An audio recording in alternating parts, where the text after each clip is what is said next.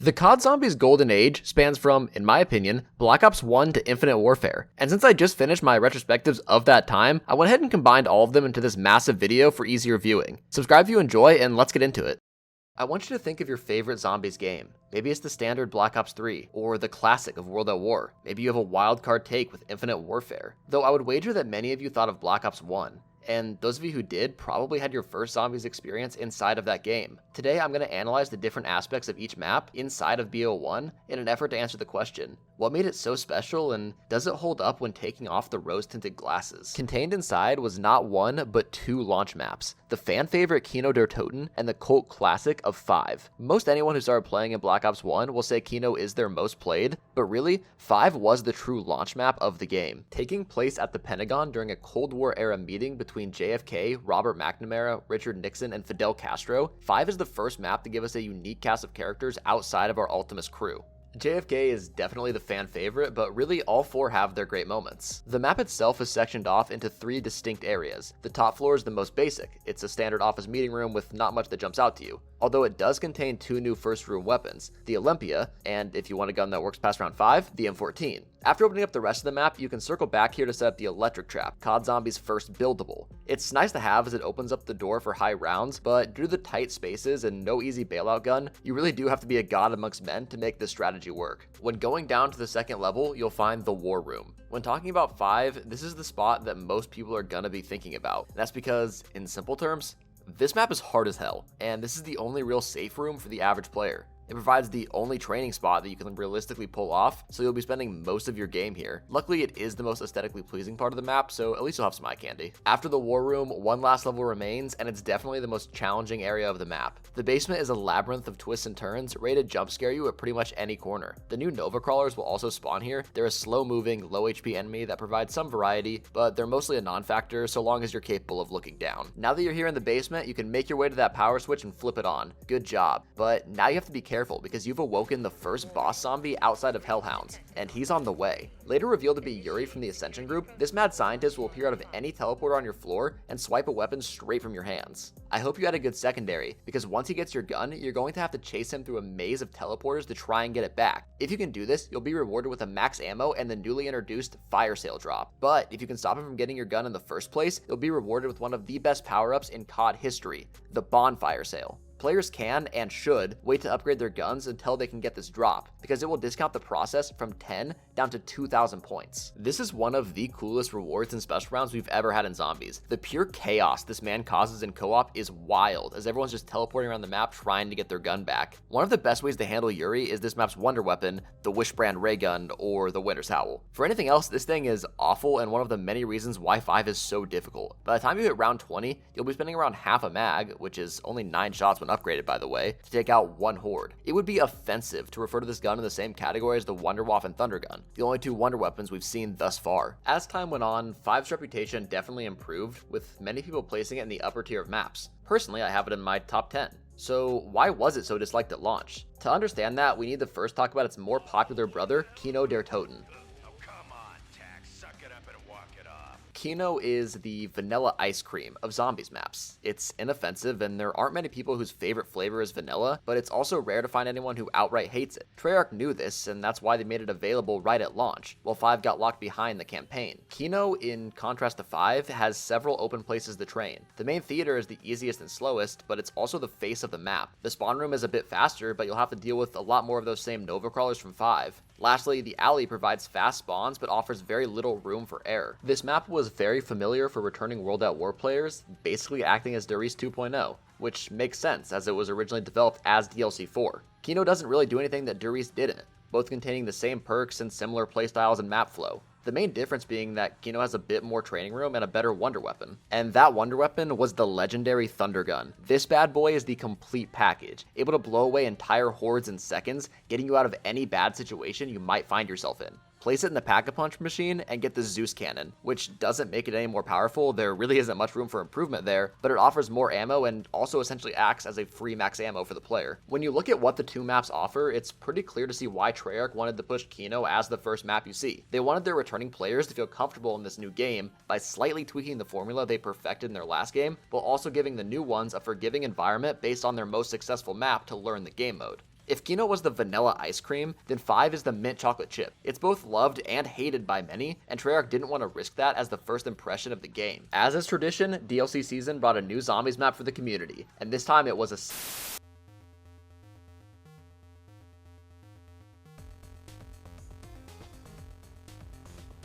Oh yeah, Dead Ops Arcade. This is the forgotten stepchild of the zombies mode. This little arcade shooter was added as a bonus for players to try, most likely after dropping several tabs of acid, because that is the only way this is going to be a fun experience. It is a twin-stick, top-down shooter using imagery from the proper zombies mode. Its controls when using any vehicle upgrade are clunky, it's hard to tell when you're going to take damage in a lot of cases, or which enemies will randomly just one-shot you. And often the Nova Crawler enemies will get lost in the background because they are the exact same color as the floor. Seriously, who thought that was a good idea? At least it's a relatively short playthrough, not infinite like zombies, and has more of a focus on getting a higher score than your friends. Or you can play alone like me and always be on top of the platform. Dead Ops Arcade was a fun idea that suffered from poor execution, and that's all there really is to say about it. Alright, let's get back on track.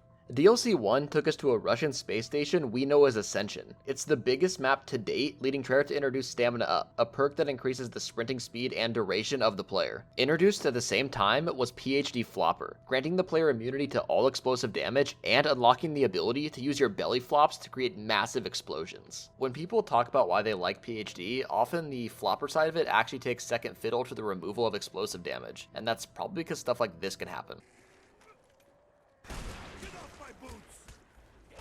But even into the higher rounds, it can kill zombies pretty well if used correctly. Now, because I've known PhD was coming, I've neglected to talk about the new starter pistol until now, and that's because PhD is really what makes this weapon so iconic and powerful. When you upgrade the M1911, it becomes the Mustang and Sally. The guns in Black Ops 1 for the most part are all really cool, though they quickly fall off in terms of damage, normally around the late 20s, but these bad boys can melt hordes of the undead even into the 50s. 14 years later, they're still the best and my personal favorite starting weapons. To unlock the aforementioned Pack-a-Punch, players need to activate and use 3 lunar landers located around the map. This is basically the cooler Daniel meme between this map and Der Riese. The setup and function is exactly the same, but the landers are a lot more visually pleasing. Taking a look at the bonus rounds, gone are the Hellhounds. They're replaced by Russian space monkeys that have come to take your perks and your girl. These little shits are the worst part of the map. With 4 players, they're just a non-factor and a free perk and max ammo. But during solo play, you just kinda have to accept that our monkey overlords will be taking a perk or two as sacrifice once you get all 4.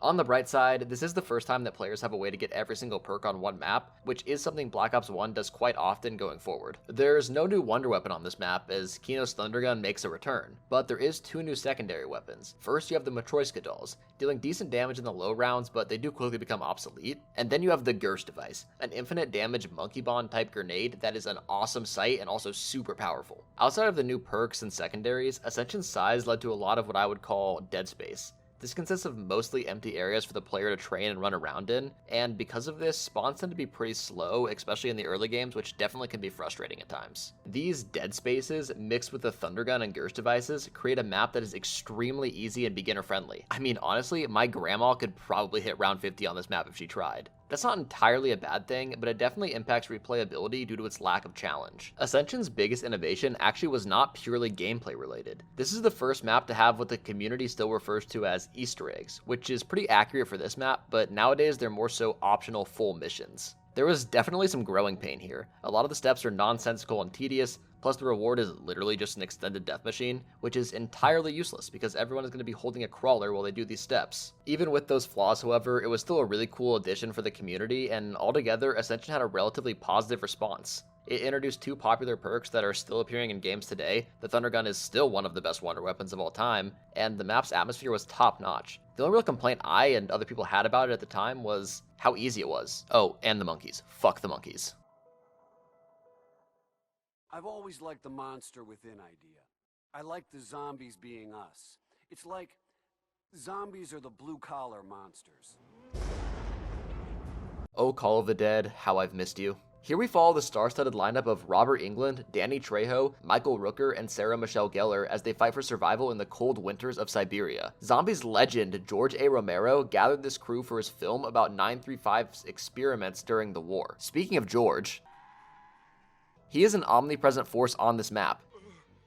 He's just standing there, menacingly. Starting at round 1, he is always following you. He also carries some serious anger issues, so if you so much as look at him wrong, he will chase you from hell and back. Well, as long as there's no water, because once he gets his ice bath, he's gonna calm right down. Just don't stay in there too long with him because you will start to freeze to death. These frozen pools are placed all around the map, severely limiting the areas that you can train in. I actually really like this mechanic. It offers more short-term space when training if you're in a bad spot, but still limits the main area you have to work with. Though George is one beefy boy, carrying 250,000 health per player. Though if you can take him down, you'll be rewarded with a free perk and a death machine. This death machine then becomes a limited use wonder waff if you can complete the Easter egg, which compared to the slightly increased death machine timer you got in Ascension, this is an awesome reward, even more so when you consider that this is the only infinite damage source on this map. There's no other infinite damage wonder weapons here, and this is the first map since Noct to not feature any traps. On the note of wonder weapons, Call of the Dead is actually the first map to feature two unique ones, the Scavenger and VR11. Only one of these is going to be useful for 99% of players, and that's the Scavenger. It is an explosive sniper rifle that will one-shot hordes up to round 44. Then it starts to fall off pretty heavily. PhD is a requirement to make this thing work, or you will take yourself out from the damage. It's a really fun design, but it definitely doesn't reach the same tier of weapon as the Thunder Gun did. The VR11, on the other hand, is basically just a discount monkey bomb. It can be helpful to disarm George quickly when he gets angry, and in co-op it does act as an insta-kill, but that's only when it isn't glitching out, which is quite often. But there is that 1% of players who will use this gun regularly. I don't normally want to talk about high rounds and records in these map reviews, but this recently discovered strat is just insane and I have to at least mention it. Skip to this timestamp on screen if you aren't interested, but I highly recommend checking this out. Okay, so Call of the Dead was thought to be hard set as the only non-survival map that had a record below round 100. This is because for the map's entire history, there was no strat fast enough to get higher than the 90s before hitting the reset point. If you don't know what that is, basically, after a certain amount of hours inside of the map, it hits its entity limit and causes the game to reset back to round 1. Then, a couple months ago, the absolute legend, a high rounder known as Hemetrix, made a random chance discovery that changed everything about the map. He figured out that if you shoot zombies through a window with the VR11, it glitched out all of the zombies around it. Then they will eventually bleed out and not respawn. Later, it was found out that you can do the same thing by just simply rebuilding the barrier.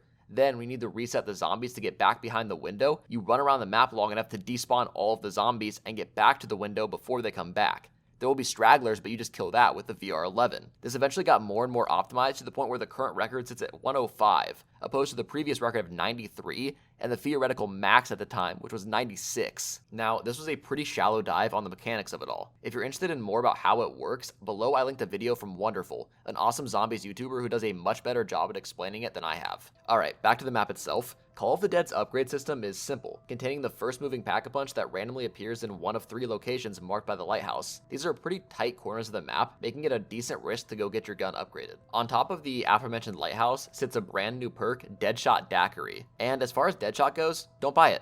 Seriously, it does nothing useful. On console, your aim assist goes up to the head instead of the chest. Then on PC, it ever so slightly decreases spread of hipfire. So yeah, it's just not worth it. Don't buy it. Ever. Just get better aim. Hop down from the Deadshot Daiquiri perk location, which you hopefully didn't buy, and you'll find a pretty solid training spot. But the map is not any easier because of it. Most people are not getting to or past round 50 on this map, though I actually think that's a good thing. After the honestly quite easy Kino and Ascension maps, this was a great breath of life into the zombies mode, providing a challenging playground for players. Moving on from just the gameplay, this map has what I would consider the first modern Easter egg. The steps aren't overly complicated, minus the dial step, but thankfully we have Codename Pizza for that. It gives a fantastic reward of all perks and the Wonder Waff for taking down George. Unlike Ascension, Treyarch made this quest doable solo, something that they for some reason didn't do again consistently until BO3, but that's besides the point. All these factors together make Call of the Dead an S-tier map, and in my opinion, the best Black Ops 1 has to offer. It does have some minor issues with the fog being pretty annoying, and honestly the setup is pretty tedious, but together it has created some of the most creative gameplay and environments we have seen in zombies even today. In American English, Shangri-La is defined as an imaginary paradise of beauty and tranquility, but in COD Zombies it is defined as hell on earth. If players thought 5 or Call of the Dead were hard, buckle up because Shang takes everything to another level. Oh, Call of the Dead has at least one training spot? Take that away because Shang does not have a single easy spot to train in the entire map. Almost every area in this map is just wide enough for you and 1 or 2 other zombies to walk through at a time. If the lack of space wasn't enough, this map forgoes having boss rounds, instead spawning 2 new enemy types at random intervals. The first is the Shrieker, a loud little guy who screams so much your entire screen will start to blur. Then we have the Napalm Zombie, an explosive menace who, if their bomb doesn't take you out, will leave fire that cuts off an entire path for a period of time. I hate these things so much. If you don't have PhD, the napalm can often sneak up behind you and one-shot you, and losing my vision while training is the most infuriating thing possible in zombies. On top of all of that, the wonder weapon barely works on these guys because they recover from it so quickly. What is that wonder weapon, you might ask? Well, it's the 3179 JGB 215, or as most people call it, the Baby Maker. Pause.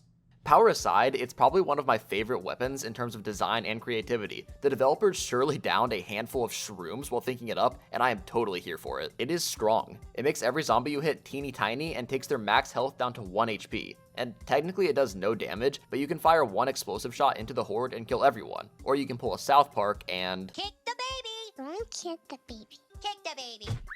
The main weapon you're going to want to use with it is the Mustang and Sally's. So how do we upgrade on this map? Well, on solo, it's as simple as walking up, finding one stone to stand on, and the stairs will open up for you. But on co-op, it's the same thing, scaled with the number of players. This is all and well if you're playing with friends or people with mics, but in an open match, there might as well be no pack-a-punch on this map, because there is no chance in hell you are getting 4 random players to all get on these stones at the same time to unlock it. Okay, so I feel like I've been pretty negative, but I really do love this map. The Easter egg is the best so far, even though it can't be done in solo. It explores the concept of cycles, which, if you know anything about the zombie storyline, is going to come up quite often. You have to work together with 2 explorers, Brock and Gary, to try and get them to safety, but my god, they are so good at getting themselves killed. This map's entire identity is challenge. There's not a single moment you can catch your breath once it gets going.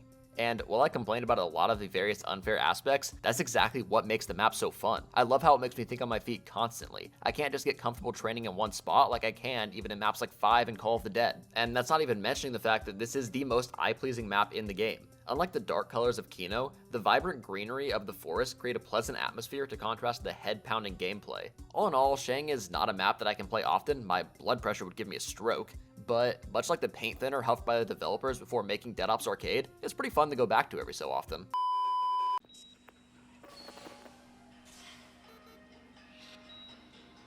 Here at Call of Duty Zombie Labs, we have the world's foremost zombie experts, working tirelessly to develop and perfect zombie killing techniques.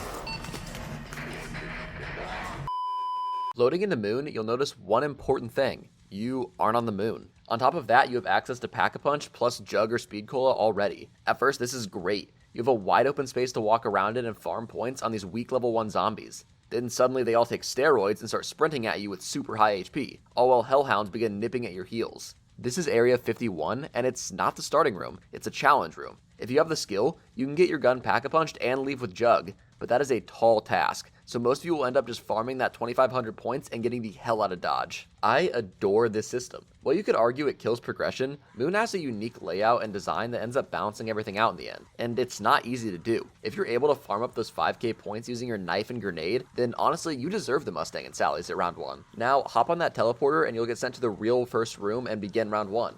Oh, you can't breathe? Well, that's because most of this map has no atmosphere, and all of it when the power's off, so you best grab that PES if you want to make it through. In contrast to the Area 51 system, this is a tedious and unfun mechanic, but that's Moon in a nutshell. One great mechanic is almost always followed up by one annoying one. As you get the power on and progress through the map, you'll probably run into the Hacker, a new equipable item that allows you to change the game to your benefit, for a fee that is. This can do anything from give you a box hit at any location to changing a power up into a max ammo. This is an awesome device that is hampered by the fact that you can't use it and the PES at the same time. So basically, Treyarch forces you to choose between fun or the ability to breathe, which is simply unfun. And speaking of unfun, the main purpose of the Hacker is to stop the excavators from removing massive chunks of the map from being playable. If you're late in stopping a tunnel from getting hit, well, that's just too bad, because now that section of the map is permanently decompressed, meaning you will always need the PES to make it through it. On the note of decompression, if you did manage to get those Mustang and Sally's from the start, you quickly realize that explosives are a no-go on this map.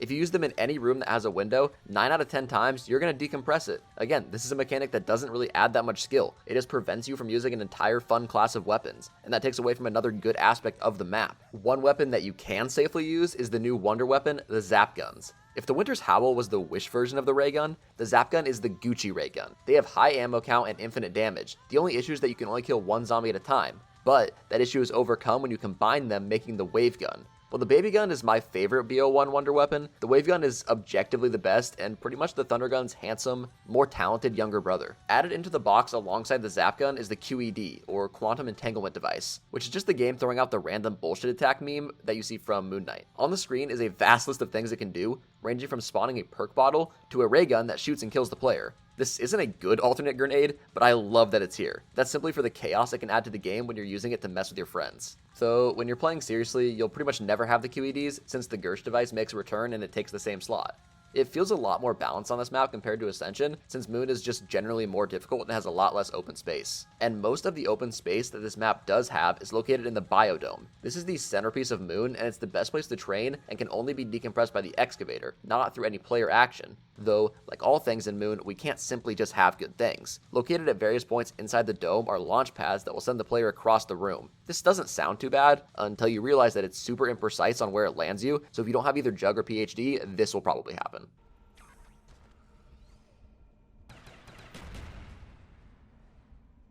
And there's a good chance you won't have Jug all the time, because Treyarch once again chose to go with an enemy who's always spawning instead of a boss round. This comes in the form of the Astronaut. They're slow moving and high HP, but if they do catch you and you're taken down to 1 HP and you lose a random perk, once in an open area you likely won't get caught, but it can happen quite often in tight hallways and it's pretty annoying. This really wouldn't be too bad of a mechanic if it wasn't for the fact that Jug and Speed Cola are so difficult to get back. Since they alternate inside of Area 51, you might have to take 2 separate trips, which take several rounds to get the perk you want back. This does lead to more skill expressions, sometimes forcing you to play without Jug on higher rounds, but really it just feels more frustrating than satisfying when you do it. Alongside the Astronaut as an alternate enemy type, the Nova Crawlers show up again, but this time with a twist. They've learned instant transmission. Since they only show up in one area of the map, you won't have to deal with them too often, but they're a lot more challenging in this map compared to previous appearances. We do have one new perk for this DLC, and that's Mule Kick. Players were asking for a 3-gun perk for years, always looking for glitches that would allow you to get just that. Though, when it did come out, people didn't use it. 4,000 points is a steep ask when added to the points it also takes to upgrade and spin for that 3rd gun.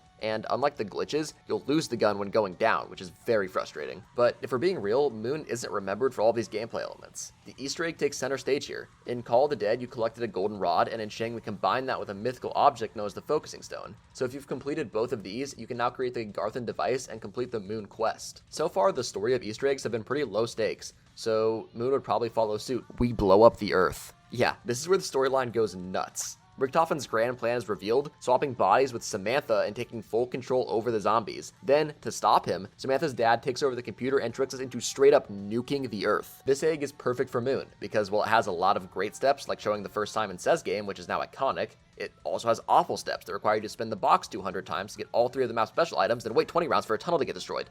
Can you tell I'm a little conflicted on this map? The ending does make up for these problem steps though, because players lost their mind over the destruction of the planet, which instantly began the hype train for the next Zombies game, wondering where it would go. And like I said, I'm conflicted on Moon. On one hand, it has a top tier story and some really cool ideas, but it feels like whenever it takes a step forward, it takes an equal step back, just stuck in place. Because of that, I can't say this map reaches any higher peaks than being a mid-tier map and a disappointment gameplay-wise. I go back and play it sometimes, but normally that just reminds me why I tend to avoid it. With this final DLC, Treyarch also remastered all 4 World at War maps. They're nice to have, but they're functionally not very different from their original counterparts, just with the BO1 engine and guns. And notably, a Wonder Weapon is added into Nacht and Verrückt, plus Mule Kick is added in not only these 4 maps, but every single other Black Ops 1 map, but that's pretty much all there is about it. They're nice to have, but not really that big of an addition. Well, we've covered every single map, so with all of that being said, does Black Ops 1 stand the test of time as a top-tier zombies game? Unfortunately, no, it doesn't. Okay, look, I have so many fantastic memories of playing this game as a kid, so I really wanted to say it was just that good. And I think in maps like Call of the Dead, it does rival any newer game, but it's just too inconsistent to put in the same tier as Black Ops 2 or 3.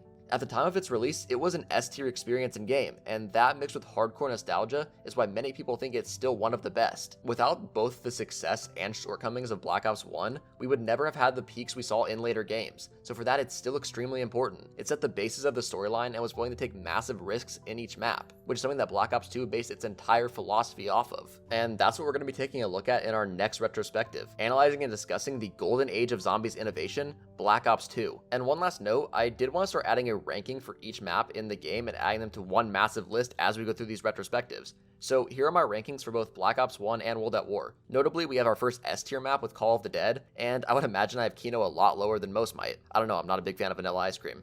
In 1945, the Allies won World War II. Shortly after, in 1969, NASA put a man on the moon. These are both historic moments for mankind, yet neither compares to the unparalleled beauty of 2012's Black Ops 2 Zombies. So let's talk about it. Hype for this game had hit maximum capacity after Black Ops 1's cliffhanger ending of blowing up the Earth. Treyarch promised the biggest playable map to date on launch and is constantly dropping new information to get the players' hopes up. So with all this anticipation, it couldn't possibly disappoint, right?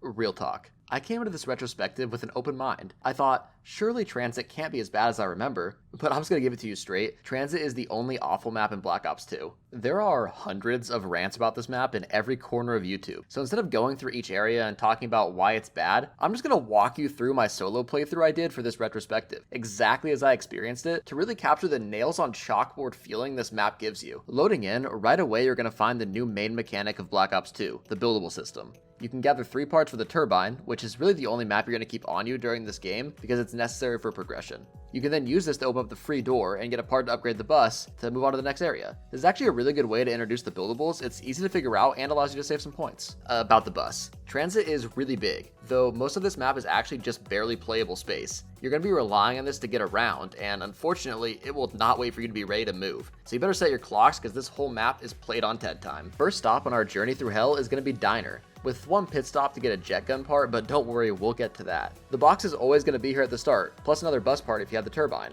Unfortunately, we only get a couple of box spins before Ted gets impatient and forces us to leave for the farm. If you stayed a bit longer, you'd find Speed Cola, and if you're lucky, you can get a bus part to get Galvanuckles here. Once we arrive at farm, well, I didn't have any points because I chose to hit the box twice. Surely Treyarch will give me enough time to gather some points and explore this area, right? Nope, Daddy Ted says it's time to go. For the smart players who invested in their 401ks, when they open it up, they'll find the fridge, a place to transfer one gun between games, which is a pretty cool concept for a map this big, and it does help with keeping the game flowing. You can also grab the upgraded version of Double Tap for Black Ops 2, which now doubles your damage instead of your fire rate. Alright, we made it to the power station. Let's just drop down here to get the power on, and oh my god, why is it so bright? Alright, now that my eyes have adjusted, let's go flip on the power switch. Oh, okay, I guess I have to build it. That's not the easiest thing to do since I'm being flashbanged down here, but I got it done. Then we can go hop on the bus to visit town. But Ted left without me. That's cool.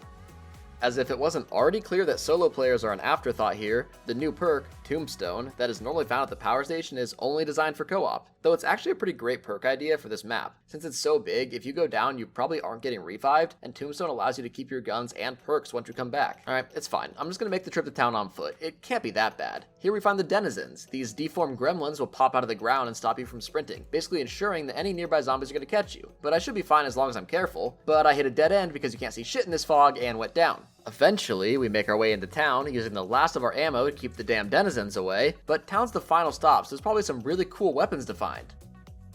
Oh, there's no guns. Why are there no guns? It's okay. I placed my turbine in the power room, so I can just grab some points from the bank, which is a great system for this map, and upgrade my gun. It's closed. At some point, my turbine broke, the pack-a-punch door closed. Oh, and it looks like Ted left already.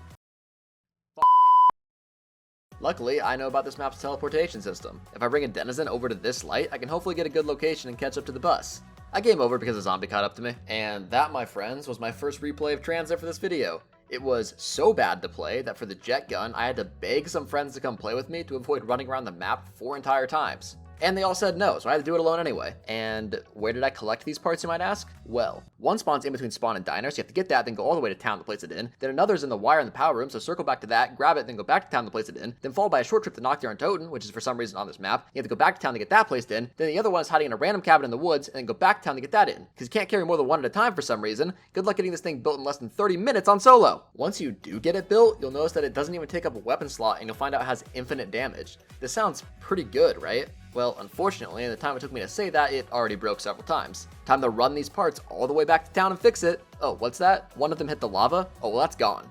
Maybe it respawned, maybe it didn't. It's pretty much 50-50. Good luck. But if you do know how to not break it using the exploit, it actually sucks you into the zombies as you kill them, very slowly I might add. So if you're on PC and you don't have the patch to fix backwards movement, you just die here. Meaning without mods, it's literally unusable on PC. Alright, let's slow down a little bit. So in case you missed it, to open up the vault for Pack-a-Punch, you need to have placed your turbine in a specific spot of the power area, which is a fine concept in theory, but more often than not, it's gonna break before you make it to town. So you're gonna have to go and do this again several times. I genuinely don't think I've ever gotten this done first try on solo. Then, once you do finally get into the Pack-a-Punch room, you have to build it yourself, which again is fine, but like, what's the point? It doesn't add anything to the game by making you run around this small room for an extra minute to put it together. It's the same thing with the power switch. It's just addition for addition's sake with no real thought behind it. Looking past the, quite frankly, awful gameplay, what's the Easter egg like? Well, this map starts the trend of Victus maps of having 2 separate Easter eggs, choosing to help either Max's or Richtofen.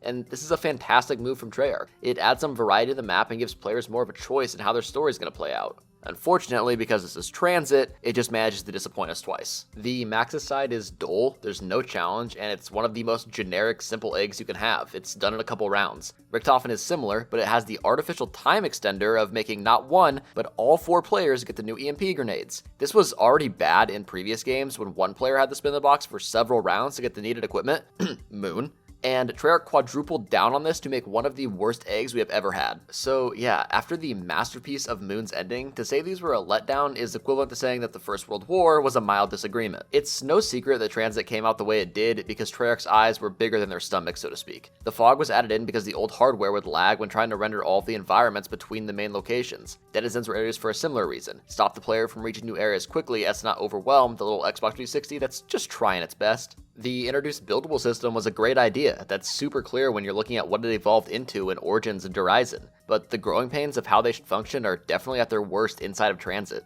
Just altogether, you're better off playing these survival maps that are made up of the Transit sections than Transit itself. Those survival maps have their own game modes, but since Treyarch treated them like nothing more than an afterthought, I will too. Turned as an unbalanced mess that's fun for one game and no more, and Grief is a good idea that clearly didn't have much resources to make it a comprehensive mode. At the time of this recording, it's rumored that Transit is actually getting a remaster for the launch of Black Ops 6, so time will tell if Treyarch learned from their mistakes. As for right now though, we can move on to where Black Ops 2 really gets good, the multiplayer crossover of Nuketown. Did I catch you off guard with that statement? Yeah, I love Nuketown. It's the Kino Der Toten of multiplayer, appearing consistently in every single game since it was created, so it's only natural that eventually we would see it in zombies. This came in the form of a bonus map on launch paired with Transit. This map has a unique spin compared to other survival maps. You have access to all 4 main perks and Pack-a-Punch, but they'll be randomly dropped into the map between rounds 1 and 20. This system adds a lot of variety and challenge into the games. You could get Pack-a-Punch on round 3, but then have to wait until 19 for Jug, or you could get neither until round 12 and 20 respectively, and be forced to play the game on hard mode. Nuketown is very small and very close quarters, but it does have decent training room if you practice on it. Games are extremely fast paced, and with no wonder weapon, you're forced to rely on the standard guns and your abilities. Back in the day, if you wanted to become a better zombies player, you would hop on this map and just see how far you could get. This map doesn't have any real Easter eggs, but it does have a story. It acts as the bridge between Moon and Transit, in that while you progress through the rounds, you can hear the events that are taking place on Moon. Then, once you hit round 25, the zombies' eyes turn blue, signifying that Richtofen has taken control over the Aether. This is honestly a better Easter egg than either of the Transit ones, simply because you don't have to build a jet gun. There are also some small elements that do connect this map to Transit. If you melee the bunker, you can hear Marlton yelling, and every so often, the bus goes toot toot. This led to a lot of theories that the map could have been connected to Transit via the mythical bus route B, but that was later to have proven to be cut content. Besides that, there's not much else going on here. This is going to be a pretty short section. It's just a simple fun map you can hop on for a nice 30-minute game of zombies. It's not meant to be a full experience, just a holdover until we get the first great map of Black Ops 2, Die Rise. Yeah, you heard that correctly. Now, if I learned anything from my Defense of Die Rise video, is that this map is a little bit controversial. People either have this map between A and S tier, or all the way down in F and D tier. So what makes this map so controversial? Well, it's a very unique experience, much like Transit. In fact, you guys can't tell anyone this, but I have a leaked, never before seen video of Treyarch's design philosophy when thinking up this map. Check this out.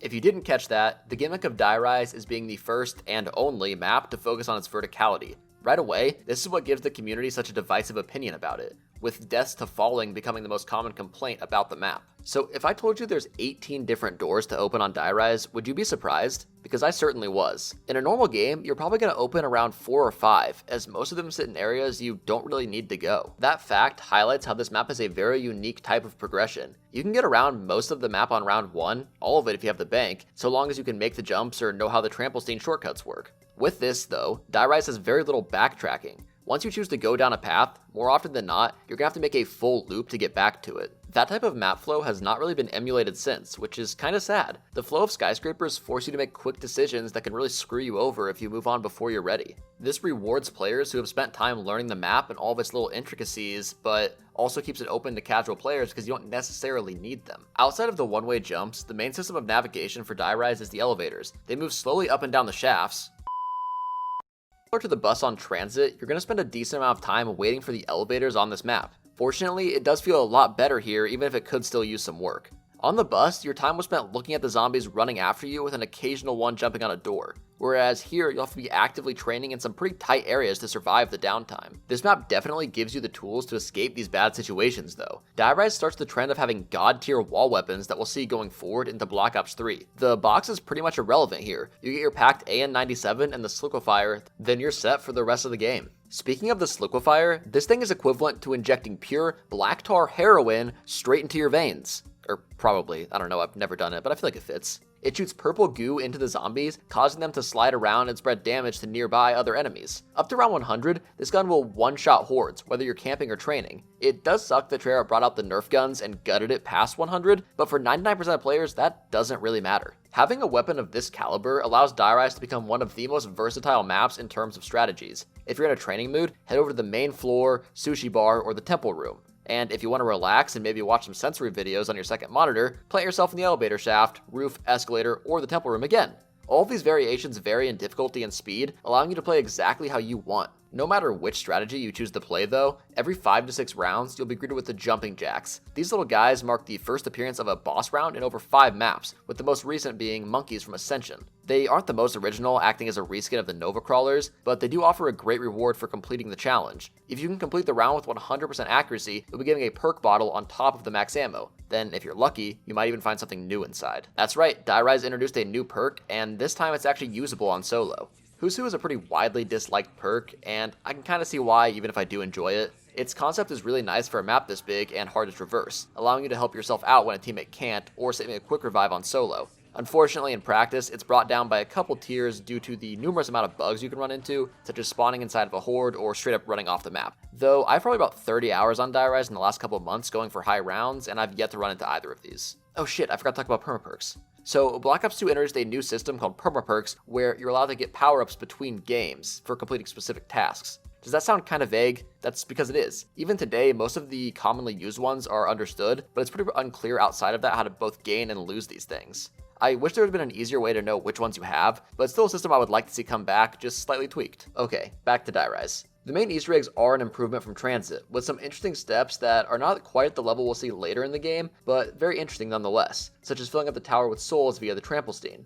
But then you have a return to the odd and nonsensical steps, such as searching the entire map for Mahjong tiles, or the bizarre Maxis side portion, where you have to upgrade the ballistic knives just to randomly shoot them in the temple room until you get a quote. And this won't work if you have the Galvanuckles or Bowie knife for some reason. Whether you love or hate this map, it's impossible not to recognize its importance in the evolution of zombies, which is a trend we'll see inside of every Black Ops 2 map. Every single one introduces a mechanic or system that's either brought into later top tier maps or perfected in those same maps. More specifically, I think that Die Rise improved the buildables from Transit with the Tramplestein and Sliquifier. It had god tier wall guns, and showed that Treyarch is willing to mix up the formula drastically between maps. This formula shifting is something that shines through in the next map, one that is considered by many to be where zombies peaked, Mob of the Dead. This was a milestone for zombies. I would even go as far as to say that it is half the reason why Black Ops 3 came out the way it did.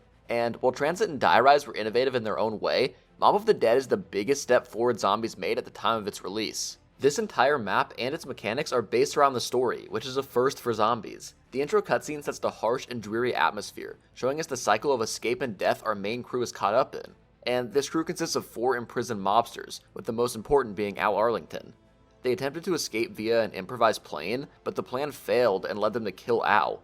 They were later executed for their crimes. In-game, this is referenced via the Afterlife mode. The system not only replaces Quick Revive on solo, giving you up to 3 revives per round without taking up a perk slot, but also acts as a way to get the power on for the map. It's one of the coolest map-specific mechanics in zombies, giving Mob a very clear and unique identity. And since it's modeled after the real Alcatraz prison, it is incredibly close quarters. This creates a challenge early on, forcing you to be careful about all of your moves and be on top of your game to progress. The Afterlife system really comes into play here to avoid making the map too difficult and keeping solo games going and allowing you to revive yourself on co-op. As you progress, you'll find dog symbols placed around the map. If you kill a zombie near it, a head of Cerberus will pop out to feed on it. Give it enough snacks and it will leave nothing behind for you. Though if you do this 3 times, you'll gain access to the Hell's Retriever. This is a tomahawk that can be used to kill zombies, grab power-ups, and complete side Easter eggs. If you complete its quest, you'll upgrade to the Hell's Redeemer, which is functionally the same thing but with infinite damage. These kind of side quests will continue to appear in many maps going forward, doing sometimes simple, sometimes complex eggs to get extra gear. They're never really required, but often help out a lot with getting set up on maps. In this case, you can even get the Wonder Weapon for free. And this Wonder Weapon you receive is top tier. In its normal form, it still has high damage, but will start to fall off in the later rounds. Though, make your way around the map to collect the parts for the Acid Upgrade Kit, and you'll turn this gun into the Acid Gat, the true form of this weapon. It has high ammo, high damage, and acts as a monkey bomb for a couple of seconds after each shot. Combine this with the new perk, Electric Cherry, which stuns all zombies around you when reloading, and the shield to turn this map from hardcore challenge into a true power fantasy. You are basically unkillable at this point. This is a top 4 Wonder Weapon for me, and the progression of Mob of the Dead is so satisfying and feels rewarding as hell as you collect all the parts and slowly become more powerful. Speaking of collecting parts, I mentioned that the crew wanted to build a plane and fly away, so to pack a punch, you're going to do just that. Treyarch finally decided that solo players aren't the scum of the earth, and we can now carry every single part at the same time on this map, fixing half of the issues I have with buildables in the first 2 maps. Putting it all together and hopping on will take you to the famous Golden Gate Bridge. Nothing is here but the pack-a-punch and some electric chairs to... what's the YouTube-friendly way of saying this?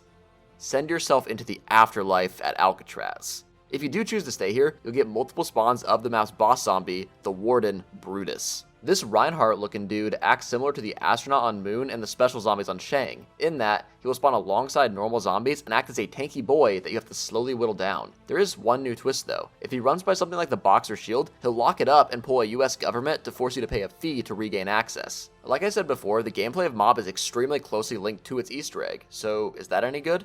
Thankfully, Treyarch got it together after the subpar eggs inside of Black Ops 2's launch, giving us an egg that tells one hell of a story. And outside of Derice, this is probably the simplest egg we've had. All you do is fly the plane a couple times, shock a number pad, listen to some audio files, and you're on the last step. This last step, though, is what makes the egg so iconic, taking the players to the Golden Gate Bridge to have a fight amongst themselves, gaining up on Al like they did in the story. The player acting as Arlington will have the zombies and Brutuses? Whatever, the boss zombie, on their side as they defend themselves from the other 3. In concept, this is such an incredible step, giving multiple endings based on who wins and adding some fun competition between friends. The only real complaint I have is that there are some weapons that make it pretty unwinnable for the solo player. Alright, have fun, Eli. Oh shit, it's already started? Yeah, it starts right away, dude. Got him! Got him! Oh, wow. Got him! That was rough. I didn't even get a shot off, dude. I'm telling you, Weasel gets bodied. To describe it in one sentence, Mob of the Dead was simply revolutionary. This is the reason Jason Blundell was given the reins to take over for Black Ops 3. It intertwined the zombies mode with the story to a new degree and brought life into a community that was, as a whole, kind of falling off after the general dislike of the first 2 launch maps. Without Mob, we likely don't get Black Ops 3 or the community boom that we saw leading up to it. I have nothing but love and praise for this map, yet somehow Black Ops 2 proceeds to get better afterward. But before we get to its magnum opus, we need to make a little pit stop at a quaint little western town for Zelensky's last ride at the helm of zombies. Buried for the casual player is a paradise. It will almost always be set up before round 5, even without the bank, and ready to just have fun in one of the most interesting sandboxes Zombies has produced. Every aspect here is designed to make your life easier as a player. If you can get a couple thousand points, one of the best Black Ops 2 guns, the LSAT, sits on the wall in the starting room. Then, after dropping down, you'll find chalk drawings of wall weapons are interchangeable on the map, allowing you to not only get points for drawing them, but getting to have each one in the best location for your game. You can get even more free points and progress the map easily by giving booze to the man trapped inside of his cell. Later retconned to be a king from long ago, this is Arthur. He was transported to this town through space-time to fulfill his true purpose, locking the box down for you and headbutting doors. What a hero. Arthur is a really cool addition to this map, offering lots of side abilities outside of just opening said doors, like holding crawlers, to make completing Easter eggs or just spinning for wonder weapons less tedious and significantly faster. As for what those wonder weapons are, Barrett introduced 2 new ones, the Ray Gun Mark II and the Paralyzer. Beginning with the Paralyzer, this is a movement-based, infinite ammo wonder weapon, and I am a sucker for any mechanic that affects how you can move around a map in a new way, so the Paralyzer quickly became a top-tier gun for me. Stuck in a corner? Paralyzer. Can't solve the maze? Paralyzer. Can't parkour to the spot you want to camp? Believe it or not? Paralyzer.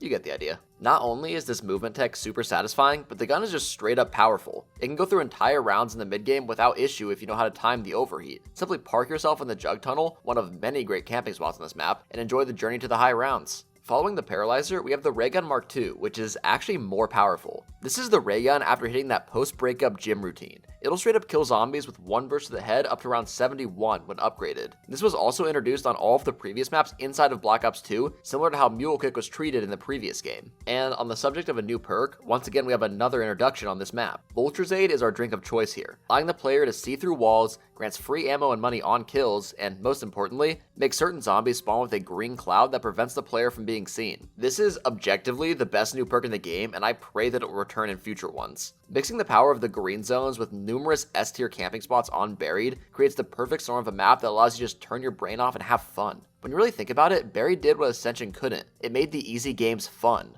On Ascension, the game was easy when played in a specific way. Grab the Thunder Gun and train in the most open spaces zombies had ever had. It was linear and repetitive, causing it to get old quick. Where Buried differs is that you don't have to play the map in one way with just one gun. Yeah, objectively, the Mark II and Paralyzer are the best combo, but you also have the SVU, a sniper that shines in this map's long hallways. Unpacked, this thing is still one-shotting in the mid-20s. If you don't want to bother with the scope, grab the AN-94 and accomplish the same thing with a bit more action. You could hell even play without guns if you wanted to use Buried new buildables to hold the lines. And then if you mess up somehow, just throw down the new time rewinder to get all your perks and guns back without issue. And you're going to want to learn how to use that time rewinder, since you're probably going to find yourself with 0 points at least once and needing to rewind after running through the haunted mansion. To get the Pack-a-Punch, you need to battle through the ghosts of the manor, losing 2,000 points if they hit you. Though after making it through, a few more will spawn, dropping a free perk once you manage to take them all out. So now, not only are you armed with some of the best weapons, but every single perk is super easy to get quickly on this map. Okay, so we've established that the gameplay is amazing, but does the map work as a conclusion to the Victus story?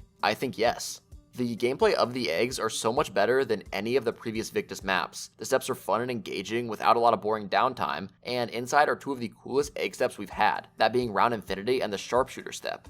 There's a bonus inside of this map too. If you completed the same side of each Victus map, you can unlock the Super Easter Egg, giving you the true ending to your story. This is a really cool concept, rewarding players for getting each map done, and I like that it wasn't just thrown in at the end of Buried's egg. You had to really work for it. I believe the canonical ending is for Maxis' side, but I'm not 100% sure about that, and I do like Richtofen's better. Buried was and still is the best casual map, and it was a great swan song for Jimmy Zielinski. It built on a lot of the better aspects of Die Rise and Transit, while also implementing some of the improvements we saw on Mob. It marks the second top 5 map in a row for Black Ops 2, yet the game still hasn't peaked. With the Victus story finished, Treyarch needed something new, something fresh to maintain interest in the zombies mode. So, the Mad Lads put Blundell back in front and dropped the greatest map of all time, Origins. I am going to try my best not to gush about this map the entire time, but that's going to be hard because this is as close to perfect as you can get. It's the last piece of the puzzle needed to form the basis of Black Ops 3, introducing the type of progression we're going to see in every single one of those maps. The OG crew returns to kick off the new story, though they're now aged down and a lot more serious. In the first 2 games, these guys were not characters, they were just all for comic relief. Now, they're still funny, but with real motivations and goals. How can you not get excited about that? The intro cutscene shows them kicking ass, before converging in the spawn room and being forced to work together as the zombies close in. This map also contains a unique starting pistol with the Mauser, which is then upgraded into the Boomhilda. Remember where I said I'm a sucker for movement tech? Yeah, this thing is awesome. Dude, this is why this gun is so fun. Just kind of... Fucking zoom. Plus, it's the best weapon to be used against the boss zombie of this map. Fucking Iron Man. The Panzer Soldat is so cool, and I will not be told otherwise. It's got multiple attack types, not just slowly running at you like the Brutus, and presents a real challenge at all stages of the game if you're not ready for them. The best way to prepare is by grabbing yourself one of the elemental staves. You have the Fire, Wind, Ice, and Bad One. Above everything else, this is the true centerpiece of Origins. Now every player can have the power of a wonder weapon, not just limited to one. Mob introduced the concept of side quests for guns, but Origins is a main quest for them. Getting one of these collected and upgraded will take about 15 to 20 minutes, but you could probably watch Lord of the Rings in the time it takes to upgrade all 4. And that's my only real gripe with Origins. Despite how much I love it, I do have to be in a specific mood to go back and be willing to run this slow progress of upgrading all of the staves for the Easter egg. Though it's less of an issue if you aren't wanting to do all of them, since it doesn't take too terribly long to only do one. Upgrading these are not simple. Each one has a unique set of tasks, But the rewards are worth it, because the stabs have some of the most satisfying and fun gameplay Zombies has, and they fit all types of playstyles. The wind staff is great for training, acting as a thundergun type weapon, while the ice and fire can make camping strats a breeze with their crowd control. And the lightning staff exists! The King Blundell did not stop at just adding the staves though, with a new alternate grenade type being available through another quest. Grab one of these stone tablets near the second generator, purify it in the church, and bring it back to unlock the airstrikes. These things will melt hordes into the late rounds, basically acting as a monkey bomb, but 10 times better. You also get rewards via the chests located in spawn and behind the church, giving access to a free gun, perk, and a new type of melee weapon. There's just so much to do on this map that makes my brain make the happy chemicals. They're also blended seamlessly into the map's story and Easter egg, so if you're an egg kind of guy, you'll truly see everything the map has to offer during your playthrough. Let's say you hate the idea of needing to learn all of the complex steps for all these side quests and you don't want to use them. Well, Origins also shines in its ability to blend a casual experience with a hardcore one. For example, there's no new perk introduced here, but instead the Wonder Fizz. This is a system for getting perks that aren't available as machines, being Double Tap, Electric Cherry, the returning PhD Flopper, and the worthless Deadshot Daiquiri. That Wonder Fizz system mixes like peanut butter and chocolate with the ability to unlock extra perk slots here. If you're playing casually and not using guides, you'll likely still find this out as you play far enough into the game. Basically, once digging enough piles with the new shovel, it will upgrade into its golden form. Then, inside of the new zombie blood drop, you become invisible to enemies and can see red dig piles that give you an empty perk bottle. You no longer have to rely on randomness either to unlock the other perks, since it simply just gives you another slot.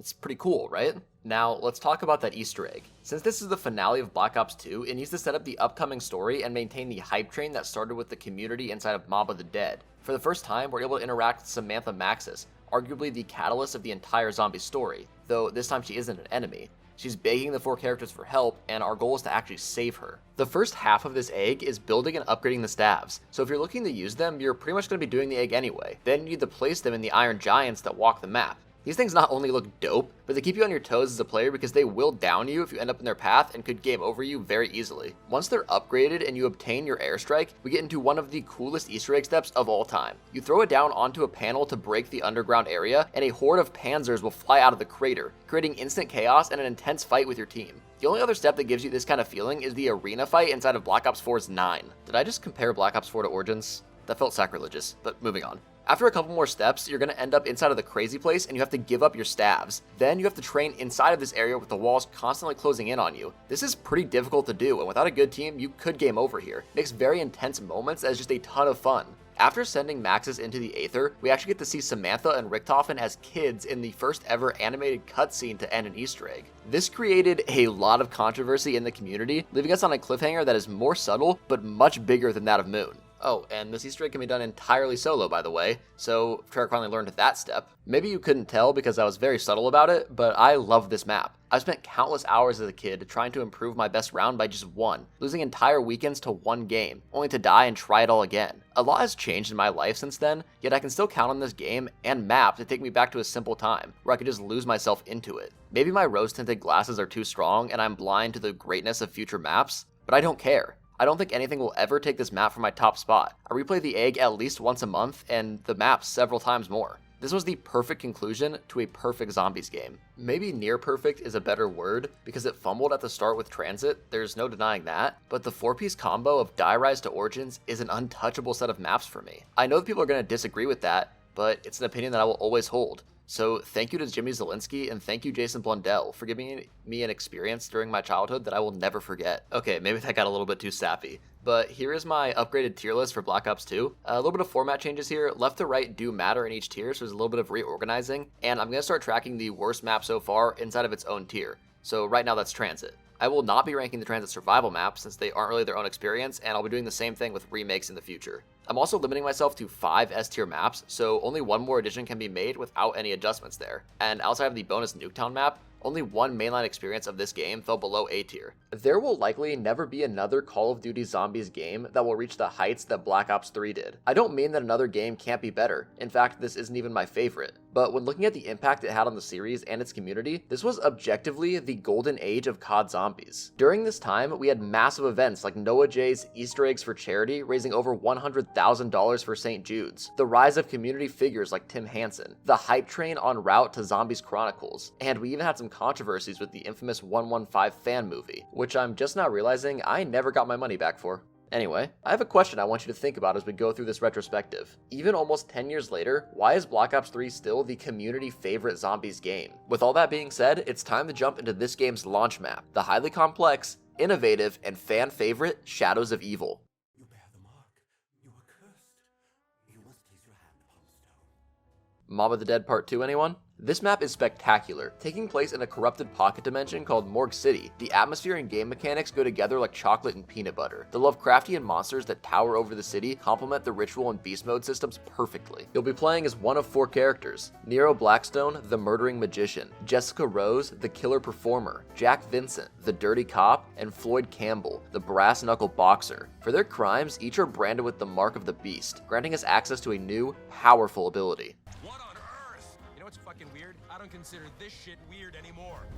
Beast mode is awesome. Much like Mob of the Dead used the Afterlife system to open up doors and power the map, Shadows uses this mechanic to accomplish the same. They aren't quite the same though. Inside of Beast mode, you don't simply shock boxes to power up machines. You have to parkour around different areas of the map while making use of your melee to smash boxes and your grapple to reach new locations. This can be tedious when learning the game, but once you get it down, it'll likely become one of your favorite aspects of the map. Among the various items that you'll find while smashing open crates and shocking pads is the summoning key. Take this artifact to any of the sacrifice locations, along with a token from a specific character, to start up a ritual, then be granted a slimy little gateworm for your troubles. Appetizing, I know. We'll make use of these later, but first we gotta talk about what your punishment is for committing these crimes against God. On your 2nd and 4th ritual, a Margro will spawn at the site. These ugly fellows are 3-headed Apothicon beasts with one goal: send you into the dirt. In terms of functionality, the Margro is basically the Panzer Soldat's cooler older brother. They serve the same function, a high HP enemy that mixes up the flow of the gameplay and takes more than a couple shots to take down.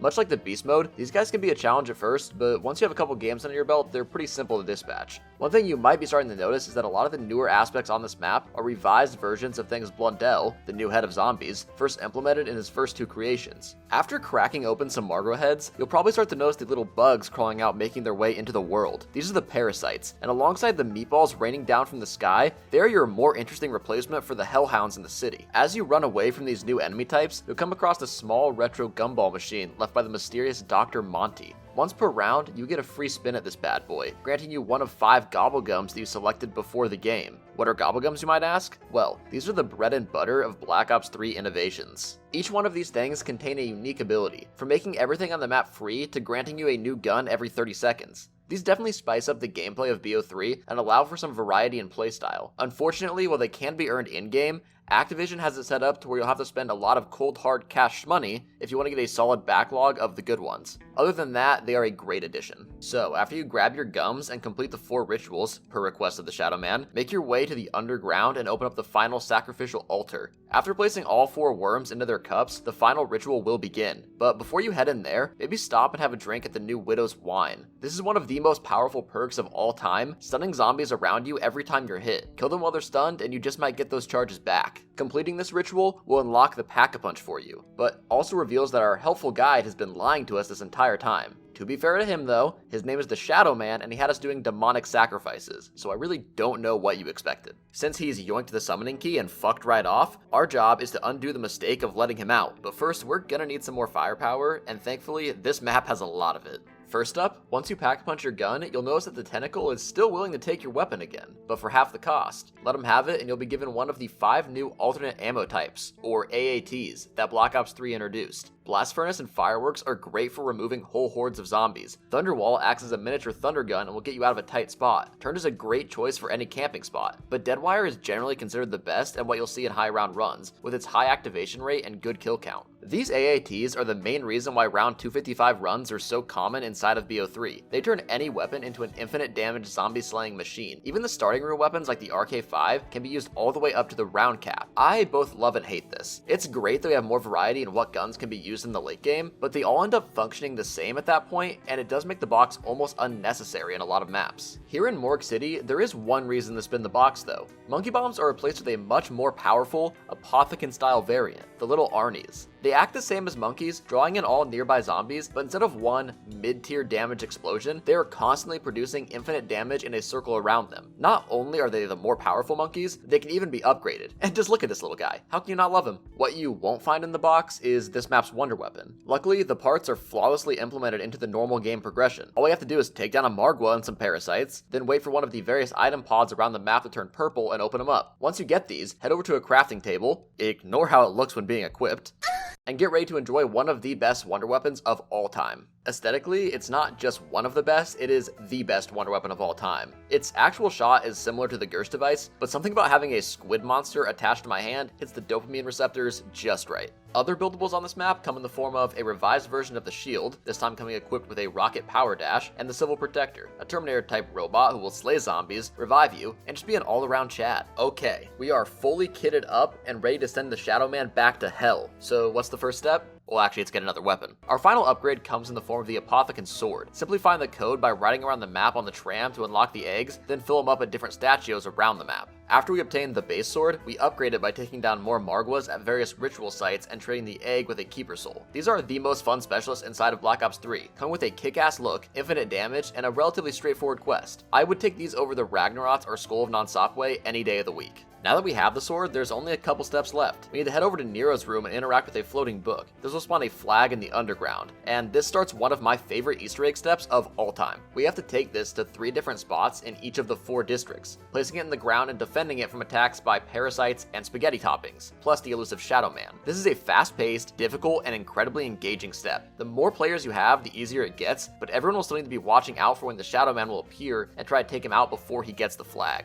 Completing this step will unlock Treyarch's first ever boss fight, and as far as boss fights go, it's not the best. You have to play in the Pack-a-Punch room, interacting with the keepers at the Gateworm locations to remove the Shadow Man's shield while avoiding hordes of the undead and Margwas. A death machine or any high-powered gun really makes this fight pretty trivial, but as a first boss fight attempt, I can see what they were going for, and it's definitely fun on the first playthrough. Now, the last step of the Easter egg after the boss fight is my biggest gripe with this egg and the map in general, really. We have to enter an infinite version of Beast Mode and move to activate the train to crash into the now wormified Shadow Man. This is really cool and fun to see, but Treyarch decided that the entire egg, up to and including the boss fight, should be completable with any number of players. Then on the very last step to trigger the cutscene, it randomly player locked, needing to activate 4 boxes at the same time with no adjustments for player count. This was honestly a baffling design choice and the only stain on an otherwise fantastic main quest. If you do have the 4 players and can complete the Easter egg fully, just as the summoning key is returned to the keepers, Primus Edward Richtofen comes out of nowhere with a steel chair, hits you with the sorry not sorry, and bounces with the most powerful artifact in the universe. I love this ending, and it was a fantastic bridge between this side story and character cast and our main crew, Primus. To wrap up this map, I want to talk about how it launched. I mentioned at the start that it was a fan favorite map, and while that's true now, this was not a very successful map at the start of BO3's life, and it's honestly not hard to see why. Up to this point, each Zombies game launched with a mix of both new and old to help players adjust. Knock was the first of its kind, so the solo launch was a simple map. Then in Black Ops 1, we had Kino, which was basically a World at War map with Black Ops 1 guns and systems, and that launched alongside 5, a very new-feeling map that's a lot more similar to the other ones inside of its game. The following game, Black Ops 2, launched with Transit, the largest and arguably most complex map at the time.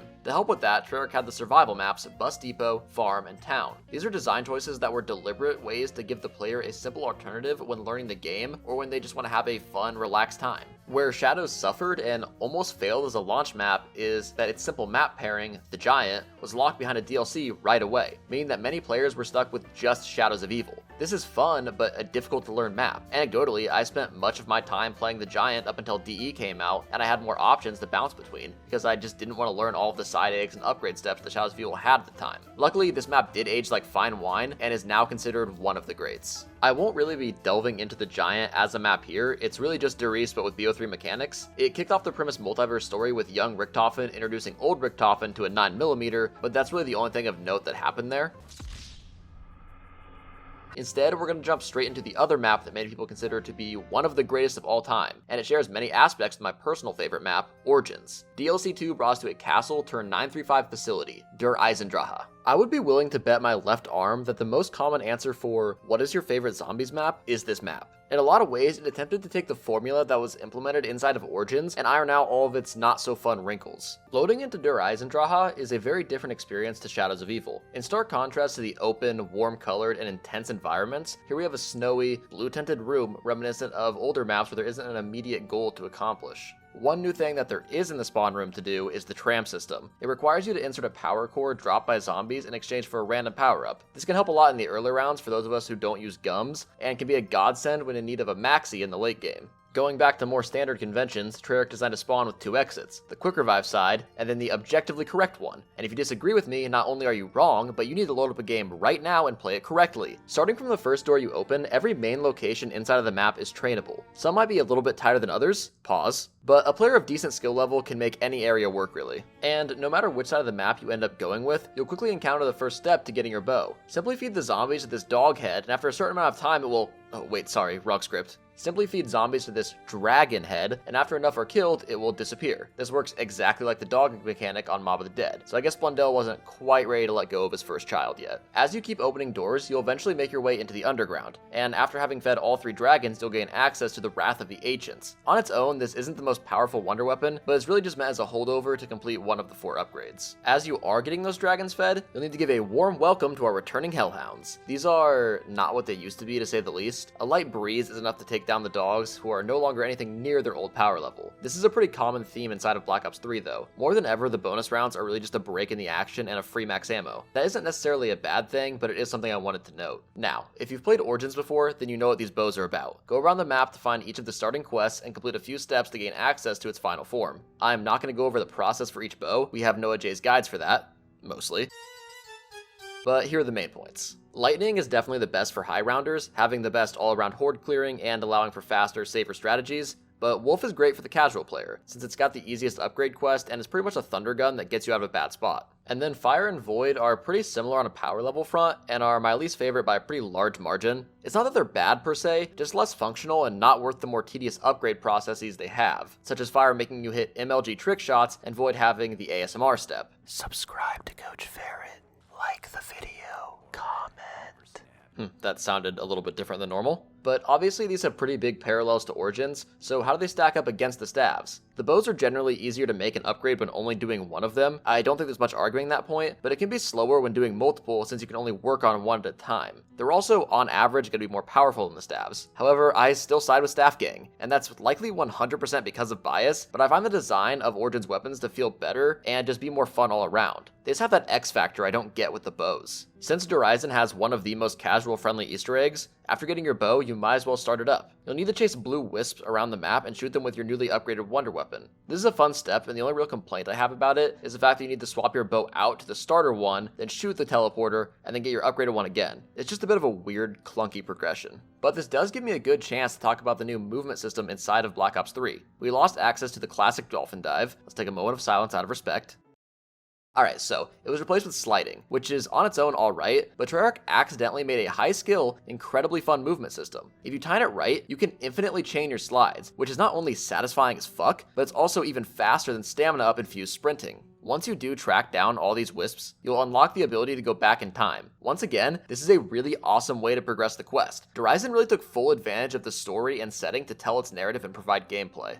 After returning to present time, the warning sirens are gonna start ringing, and we'll find that the second mini-boss of the map, in another link to Origins, is the return of the Iron Man zombies, the Panzer Soldat. We do have some differences though. Instead of the Yoinking Claw, Horizon's Panzer comes equipped with the ability to shoot explosives at you. These are a lot less cool than the original Soldat, and this was likely done in an attempt to keep it in line with other BO3 mini-bosses. As I mentioned before, they're much less of a threat than previous games in general. After you take out his arc reactor, he'll give you a part to this map's specialist weapon, the Ragnarok DG4. You can collect the others from hitting a button on rocket launch and using a jump pad after the electric trap. Oh yeah, the jump pads. These are teleporters but with more style. After activation of the landing pad, simply walk onto it and freebird your way to the other side of the map. These make for great camping spots with the bows since they kill fast enough and you're provided with a free escape should shit hit the proverbial fan. Alright, where was I? The Ragnaroks are solid. They can be used to dive bomb zombies or placed into the ground as a sort of portable trap. This helps a lot when dealing with panzers, since if they walk into it, they're now stuck floating in the air for the duration. Like I mentioned on Shadows, they aren't as cool as the swords, but I would definitely say they're more powerful. And while we're talking about buildables and weapons, it should be mentioned that the pack-a-punch for DE is done via teleporting parts. Just hit 2 of the 3 and the machine will appear at whatever you don't interact with. Nice and simple. Then we also have the return of the rocket shield from the previous map. Back to the Easter egg. You can now use the symbols you found to unlock that same door in present day, then just insert the new items into the death ray. Now this map is playing the classics, baby, because it's time for Samantha Says. We need to make our way down to both of the computers on the map and play a simple memory game. If you aren't playing solo, hellhounds will start spawning as a deterrent, but like I said, just look at them funny and they'll explode on sight. Now we can finally launch a rocket to send our American Patriot out of orbit and back down to Earth for saving. Unfortunately, we can't get him out just yet, but we do get access to the Call of the Dead's golden rod from the impact. The next step is to repeat the same step as before to go back in time and get new parts, which honestly felt pretty lazy. I would prefer it if we got the last part in a more creative way, but hey, you can't win them all. It makes up for it in the next step, having us follow a keeper soul around the map and get kills with a specific bow in 1 of 4 locations. This will scale to the amount of players you have, so whatever bows you built will work just fine.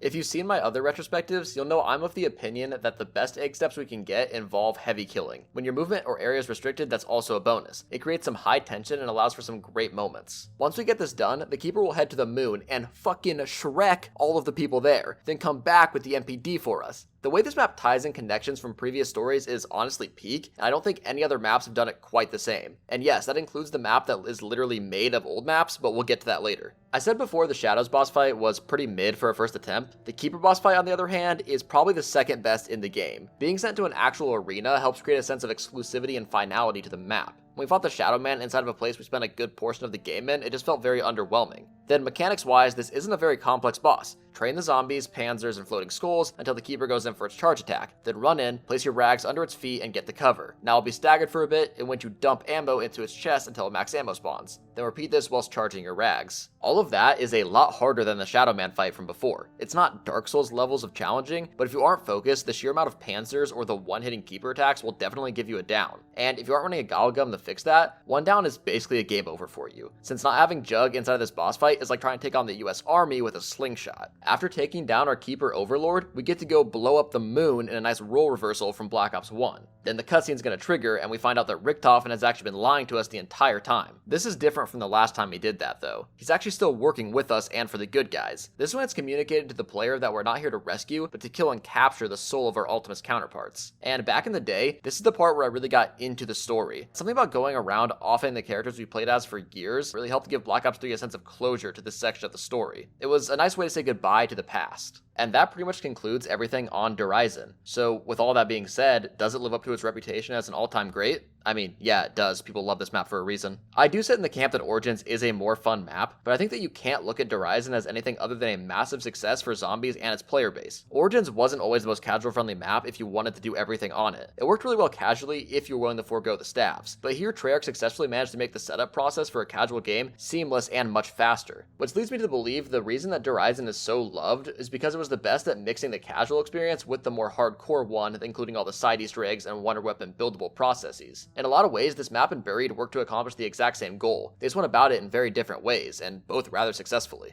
Now that they dropped 2 bangers in a row and clearly set up what the goal is for the story going forward, what location did Treyarch take us to next? Well, since Takeo's soul is up next, what better place to send us than a small island inside of Japan? Setsubo no Shima, or the Island of Despair. Say the line, Bart! Sorry, I don't speak Japanese. If I'm being honest with you all, I was really not looking forward to this section of Black Ops 3. On launch, the map gained a reputation for how poorly it performed, with constant crashes and confusing gameplay, and I think I've always looked at it that way. Since then, I've realized I never actually gave this map a fair chance. So going into it, I was hoping to have a similar reaction to when my view changed on Shadows back in the day. Did that actually happen though? Well, let's find out. Setsubo is a much less vibrant and lively map than all of the others in Black Ops 3. And that's not to say the atmosphere is bad, because I think it does exactly what it sets out to do. It's a dark, depressing vibe to go with the setting of deranged experiments that went on here. Sadly, a side effect of that is the map feels kind of bland. There's some splashes of color sprinkled around, but for the most part, everything feels very monochrome and a little bit uninteresting. Pure appearance is not everything though. So how is the gameplay? Well, the starting room has 2 paths, but most players are going to take the right side since that opens up the challenge area. These challenges are 3 random tasks tasks, and depending on what you get, it's either a fun addition or just straight up brain-numbing. Easy ones like shoot the head off the thrashers are mixed with incredibly tedious ones like eat a fruit grown from a plant. So while I do enjoy the addition of these side quests, I think it could have been done much better. Also here, we see 4 red skulls with matching symbols. This is the side quest for unlocking the specialist on this map. Take each of them to their matching totem and defend it from zombies. And this is probably the best system for unlocking the specialist inside of Black Ops 3. It's easily done throughout your normal game progression, and you'll need to open up most of the map to see the final totem. That allows you to make steady strides without boring downtime and acts as a pseudo reward for reaching the map's end.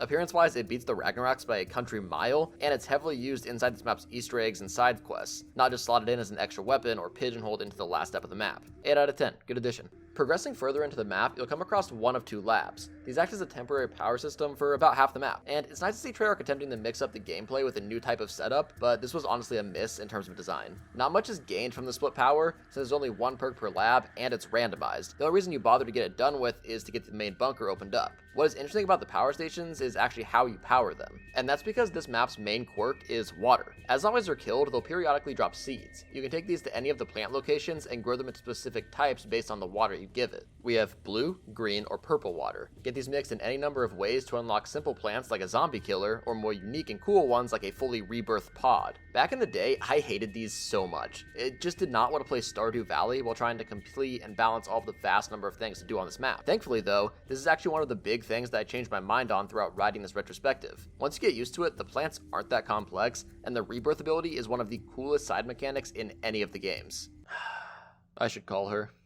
Moving deeper into the bunker, this is where you'll find the Pack-a-Punch and several locked doors. I'm a little torn on this area. On one hand, it has the most interesting set of rooms in the map. The water tunnels and cocoon rooms are the highlights, but having to open a bunch of doors for 1,250 points to get a small room opened up that's really only there for one buildable part feels pretty bad. This is also where we gain access to the KT-4, this map's wonder weapon, and it's pretty much just a liquefier reskin. The process to craft and upgrade this thing is insanely long. The initial crafting is not too bad, outside of needing RNG for a green water zombie drop, but I did knock the Apothecant Servant for a similar thing, so I can't really hear. Upgrading it, however, is just a different story entirely. Our first part, the Tooth, is obtained by finishing a side boss fight that is unlocked with the KT-4. Now, the idea of a second, non-necessary boss fight is actually pretty sick. Plus, the first time you jump into this tunnel and a big-ass spider comes out and starts spitting on you, definitely remains as one of the coolest surprises in the series. Sadly, the fight itself is pretty mid, just mag dumping into the spider's mouth while dodging the leg stomps, yet it's still better than the Shadows boss fight. Defeating it yields the first upgrade part for the KT and a free Widow's Wine,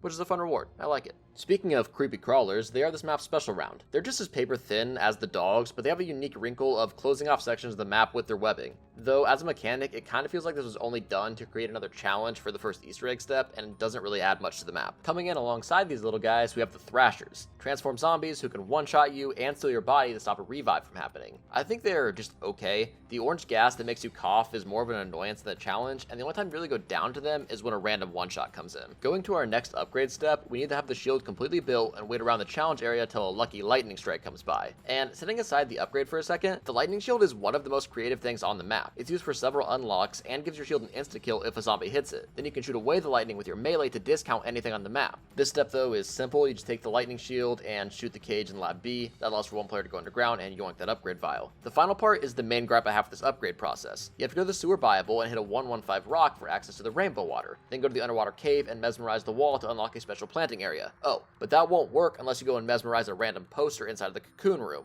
Now for the next 3 rounds, you need to go down and water this plant. If you miss one, you need to restart. I really hate when Easter egg steps or upgrade steps have arbitrary round wait timers. It's just another issue inside of the main quest, but that'll come up later. Once you do actually get the gun, it is quite strong. The main strategy for this map's high round is camping with this, akin to the liquefier strat in Die Rise's elevator shaft. Ironically enough, you actually sit in a shaft here as well. While the design looks good, it honestly just feels kind of boring and uninspired to use, which is a common feeling I have with this map. The systems are good and on the surface it all acts nice, but it makes me feel like I'm kind of just eating a plain piece of toast, if you know what I mean. Doing that, you've actually finished most of the Easter egg. All that's left is to do a fetch quest for 3 cogs around the map. The first is done by lightning blasting a zipline when one player is on it, and if you time it right, you'll land on the docks and get the cog. If you time it wrong, you die.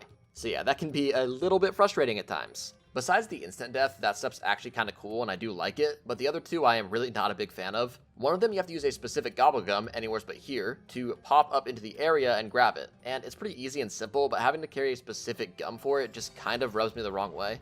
And like I said before, I hate when steps are arbitrarily round locked. For the last one, we need to use water in a blue bucket, shoot with a KT4 for 3 rounds straight, then we have a chance at getting the artillery cell needed for Cog 3. Place all 3 into the machine you unlocked earlier and you get access to the boss fight. Except there's no indication as you go down that you need the gas mask, which I was a bit annoyed to find out as I kept repeatedly going down. The boss fight itself is just really stock standard. Run around shooting the thrashers until the boss comes out, if you can even call it that, and then it turns orange and you give it a little bop. Repeat 4 times. I might actually prefer to go back and play the Oz fight from Advanced Warfare, since at least that has exo movement, because this is honestly worse than the Shadows fight. The cutscene tries to take on a serious tone, much like Dryzendraha did, but the cheesy music and overdramatic delivery from Ultimus Takeo just kind of makes it more silly than anything. Really taking a look at it after my replay of Zetsubo, I have come around to enjoy it a little bit more. But that being said, it's still probably the weakest of a very strong run of Black Ops 3 maps. Unlike maps like Transit or Infection, there really isn't one thing I can point to and say, this is why the map is bad. It's just a culmination of mechanics and systems inside of it that makes somewhat of a forgettable experience. And for a piece of media to be forgettable is almost worse than being bad enough to remember. And that's probably why this section, and you'll see with Garad, is much shorter than Shadows or Dryzen. There's not a lot to say about it, and that isn't already present in the previous maps. This far into my replay, I'm actually reminded of my main criticism of Black Ops 3. While the map's innovative with small mechanics and with the looks and environments, past this point they really do start to all feel the same. For all of their faults, World at War, Black Ops 1 and 2, and even Advanced Warfare felt very distinct when jumping between maps in both gameplay and appearance. Now, I don't want you to get it twisted, the gameplay is still top tier. I just wish there was less sanitization of the zombies experience, but that's an issue I'll get into more with the later retrospectives. For right now though, we still have to say goodbye to one more of our previously beloved characters, and that's none other than everyone's favorite drunk Russian, Nikolai Belinsky, at the Battle of Stalingrad. My feelings about Gorod Krovi are complicated. On one hand, the vibes and aesthetic are just absolutely amazing, one of my favorite. But then the Easter egg is incredibly long and infuriating, and honestly the map can make me feel kind of dizzy with how samey the layout feels. To the map, we find ourselves in war-torn Stalingrad, currently under assault by medieval dragons. This is what I mean about the atmosphere and aesthetic being so amazing. Everything here is themed around fantastical elements with these dragons, and it creates such a fun environment. The map is divided into 4 main sections, starting with the department store. This is where you can equip the various upgrades unlockable throughout the game. This is probably the best part about Gorod, because while riding to the Pack-a-Punch on a dragon lights up my D&D loving heart, being able to equip the wings and basically become part Dragonborn might get it pumping fast enough to warrant a checkup. After this, it's going to split into 2 paths, the supply depot and the tank factory. These are functionally the same, really just extra areas of the map to set up for the dragon ride, but containing some unique aspects like the robot eye trap. The thing about Gorod is, despite how great the vibes are, the different areas of the map don't feel distinct at all. Take a map like Shadows, for example, where each section has its own vibe and identity, whereas inside of Gorod, I feel like I can get lost simply because the environment blends together. This does create a cohesive environment, but comes at the cost of everything feeling a little too samey. The most important section of the map is the Dragon Command, where the power switch is located. Once you flip that bitch on, you can kill zombies in different areas of the map for a code cylinder, and then go defend various supply drops to unlock the 3 parts for the Dragon Command. This is definitely the best way to unlock Pack in Black Ops 3. It's a fun, interactive challenge that's not too difficult, plus it gives you one of the coolest transportations in any zombies map, so that probably does influence my opinion of it. Once we do get to our destination, you can go through a lockdown to unlock the Dragon Strike. You're given 1 max ammo and need to defend the house from 4 different waves of zombies and manglers. It's not too hard, but it's a really cool step for unlocking equipment. For all of its flaws, Gorod 100% has some of the best quests for getting new upgrades in the entire franchise. The strike itself is really just a monkey bomb with some more oomph. It mostly relies on how cool it looks to make it stand out from the original distraction grenade. Honestly, Gorod is as liked as it is, I think, because it's riding off of the vibes it gives out. And do not take a shot for every time I say vibe in this section, because I think you'll be dead by now. The manglers that you see in the lockdown are the Brutus type spawns for this map. They are the better of the 2 special zombies, acting as a nice way to shake up gameplay with their ability for long range attacks. As for their comrade, I'm not even going to give them a dignity of a proper name. On first glance, they appear to just be a reskin of the parasites to match a new map, however that could not be farther from the truth. The shock blasts they send out are just okay, if not a little bit annoying, but my main issue with these blue little fucks are that every single special round they have, it feels like at least 2 will get stuck in some random corner or wall. Then I have to spend 5 minutes tracking them down to where the Advanced Warfare EMP zombies they squirt out are coming from. Then once I do find them, they sometimes just fuck off to a new spot. I swear, if you're in the Pack-a-Punch house when this round starts, just give up. It's not worth it. Go outside and touch some grass. Maybe call your mom and ask her how her day's going. Calming down and moving past that, Since this is a Russian map, Treyarch did the most obvious thing ever. The PPSH is back, baby. This fan favorite from World at War makes its triumphant return inside of the box. And this is just fan service, but it's good fan service, so I'm down. Since almost every gun inside of Black Ops 3 is good, it's hard to say it stands out as much as it did back in the World at War days, but it is still the PPSH and a solid gun. Also inside the box is our wonder weapon, the ray gun. Third of its kind. The Mark III is just okay. I find it hard to come up with what to say about it since it just kind of feels like a filler basic wonder weapon. The single shot ray gun is powerful until the late game, and the combo shot's a cool idea, but it really just feels as standard as you can go for a wonder weapon, which is odd considering how everything else in this map is so themed.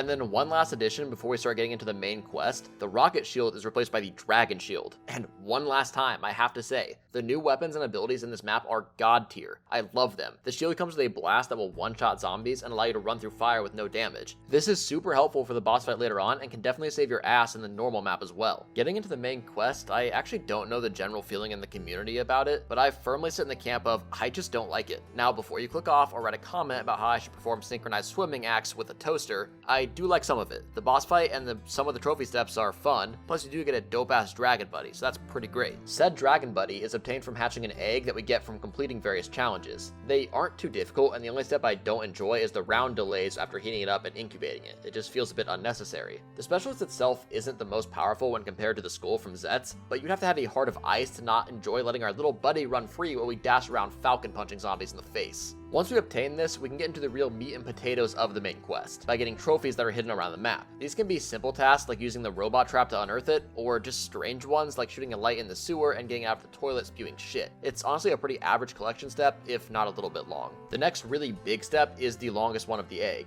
and the most polarizing I would imagine. Trophies like the Mangler Lockdown or the Groff Pod Defense are creative and fun sections that I really do enjoy, but we also have two different infuriating escorts that are pretty much designed around having Undead Man walking, and the bomb defusal step that takes at least a year off my life every time I do it. I actually want to go a little bit more in depth as to why I don't like the bomb step, because on the surface it's actually a pretty cool and good idea. A time limited section that requires you to work together with your team for a common goal is actually great. The punishment for failing though is not. If your team is in the wrong spot when someone messes this up, it's an instant game over, and you're often at least an hour and a half into a run at this point. If only the person who messed it up took the down every time, that would be fine and actually good design, but as it stands, it gives me similar vibes to the escorts on Advanced Warfare's Infection, and you never want to be compared to that map, where the punishment is nowhere near the level of the crime committed. You can call that a skill issue if you want, but it's just poor game design. Completing that, we unlock the best boss fight of Black Ops 3. That is, if you don't game over hitting the death barrier that's for some reason still in the game over 10 years later. Assuming we do make it in, it's time to work with our favorite drunk Russian one last time to take down the main dragon. If you have a shield, this fight becomes a lot easier, since you won't have to hide in the bunkers when fire's everywhere, and it's just a matter of waiting for our mech comrade to enter the dragon so we can light it up. This arena contains the most open space of any boss fight, and I think that since the main area is almost always on fire, Treyarch decided to be a little bit generous in that regard. Once we do take down the dragon, as could be expected, Nikolai is not willing to go down without a fight. His mech will periodically pop up with different yellow lights to be broken, similar to how we took down the dragon, and this is not super hard, but it's definitely the most fun I've had in any of the fights up to this point. Finishing it is also the best cutscene of the game. We learn that all of the many wives we've heard about throughout the years are just memories or lies made up by Ultimus Nikolai to cope with the loss of his real true love. Upon being confronted with this, he lashes out one last time, taking a shot at his younger self going down fighting. It's honestly kind of funny to think about the fact that he was the only one of our old crew to go down fighting. Richtofen and Dempsey didn't really have a chance, and Takeo willingly accepted his death. As we wrap up this map, I think it's important to note that this is the last fully original Aether map we're gonna get until Firebase Z inside of Cold War, which is kind of insane to think about. And that's technically the Dark Aether story, so depending on your definition, this could very well be the final original Aether map. Overall, it's just kind of an average map that can feel nice to play since it has BO3's mechanics, and for all of its amazing additions like the Dragon Gauntlet, we have uninspired ones like the Mark III, which honestly makes me a bit sad. I think that this setting and setup had so much more potential.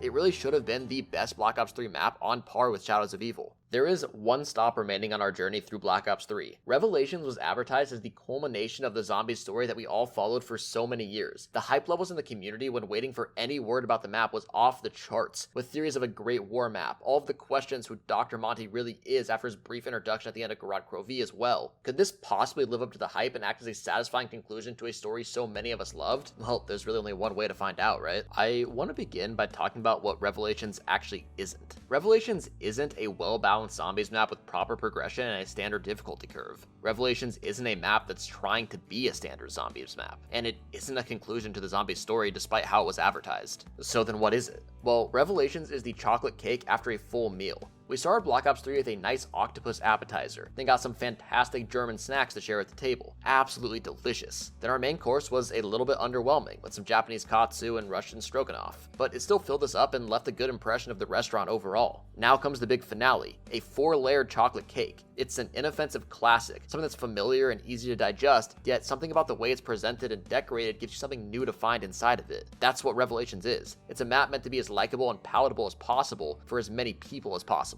Everything in this map that's related to pure gameplay is meant to do one of two things: tickle the nostalgia part of your brain, or take out all the potentially disliked and tedious aspects of the previous Black Ops 3 maps. Put that overly complicated and potentially pretentious intro out of the way, let's talk about the end of Black Ops 3 and the start of a new era in zombies. Normally, as I do this, I try to go through the maps as if you're experiencing it, walking through each area and talking about what new thing you'll find and follow a sort of flow. But with Revelations, I feel like that's a bit harder to do, since the map has such a different feel of everything else in the game and even the other games. So I'm first going to go into the basic structure of the map, then talk about all of the returning elements, then its new ones, and then end on a discussion of the Easter egg in full. Revelations contains several islands that you jump between, with each one containing different parts of a returning map. There is some new ground, but really that's just the spawn and the pack-a-punch room. I really think that not having the house itself be a fully playable area was a missed opportunity, though I can see how something so restrictive such as a house could pose an issue with design. The first couple times you play this map, it does a damn good job at hitting those nostalgia parts of your brain. Bouncing between each area and discovering what aspect of previous games that Treyarch deemed most important and worthy of a spot is just a great time. It makes you feel rewarded for having played this game for so many years. Though that's actually mostly why I don't believe Revelations aged quite as well as some of the other maps like Shadows. You can only get those feelings a handful of times when playing it, then it just becomes another zombies map. And at its core, this is designed less to be a map and more of an experience. Really, Rev is made to feel like the Avengers Endgame of Black Ops Zombies. An amazing experience that you absolutely adore the first couple times, then gets a little less special each time you go back to it. Now, that might sound like I don't like the map, but I really do. That philosophy is what made it the most casual friendly map inside of Black Ops 3, bar maybe the Giant. You have every single big weapon or upgrade coming from the box, some easy quests to get upgraded perks, and all of the mini-bosses are pretty easily dealt with because of the weapons provided. I mean, you have two of the strongest wonder weapons of all time in one map.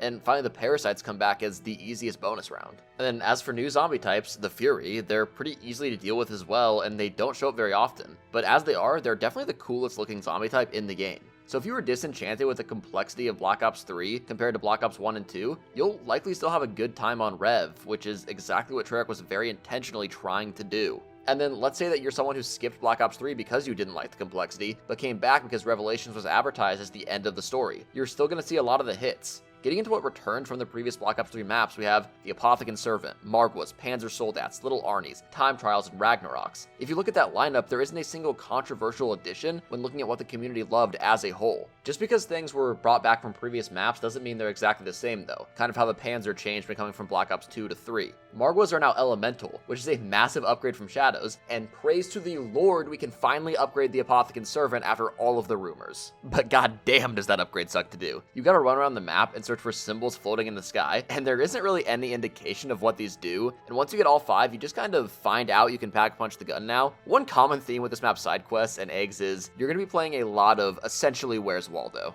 The maps that were chosen to return is a fun subject to think about. Of course, Nacht is going to be the centerpiece, wanting to end where we all began, and one of the biggest sections is from Kino Der Toten, which is many people's first zombies experience and their most loved. Black Ops 2 even has its own section with Origins, Buried, and Mob of the Dead, the 3 least controversial maps from that era, taking up one island. So with all that gushing about nostalgia, what are the new things this map really brought? Well, honestly, comparatively, not that much. For playable space, there's some small areas in Spawn and the Apothecon Stomach, which is very interesting, but you won't spend a ton of time there. Outside of just new playable space, the biggest gameplay addition to Revelations is the mask and helmet system. Each of these come with a side quest to complete and offer a buff plus cosmetic change. Purple Jug, which gives you an extra hit, is the most common one you'll see people getting, but my personal favorite is the Direwolf head for extra stamina up. because honestly, it makes you feel like you have unlimited stamina with that thing, and this whole system is a great addition to the map. Now's a good time to start talking about the main Easter egg and the conclusion of Black Ops 3. And one thing is, despite how casual friendly the gameplay of the map can be, its Easter egg is a whole nother story. This took the longest to find out of any main quest on any other map, and that's not because it was super challenging, it was just incredibly obscure and tedious to find. For example, to start off, after shooting the gravestones in spawn, you have to find a tiny rock on one of the launch pads, and then guide a keeper soul there while standing on said tiny rock so he starts interacting with it. Then head back to the stomach in order to throw 9 Arnies into small holes while fighting the Margwas, and actually that step's not too bad, it makes sense compared to other ones, but the pebble step is really weird. And then after that is probably the worst step of the map. You have to go shoot rocks with a bullet gun and then use the Apothicon Servant to do some serious sucking. The various bones will appear on the map that need to be succulent sucked up, but these are some incredibly small rocks and they're very hard to see even while I have a guide that tells you exactly where it is. Plus, it feels like a lot of time the suck just doesn't do its job. Okay, I'll stop with the suck jokes for now. And once we do get that done and then grab Sophia's body, we have to go around the map and find even more tiny objects because now there's 4 eggs that are scattered in random corners and only one can spawn at a time. Treyarch really wanted this egg to be found slowly since it was the last one, I get that, but instead of just making it longer or harder, they just made it tedious as hell.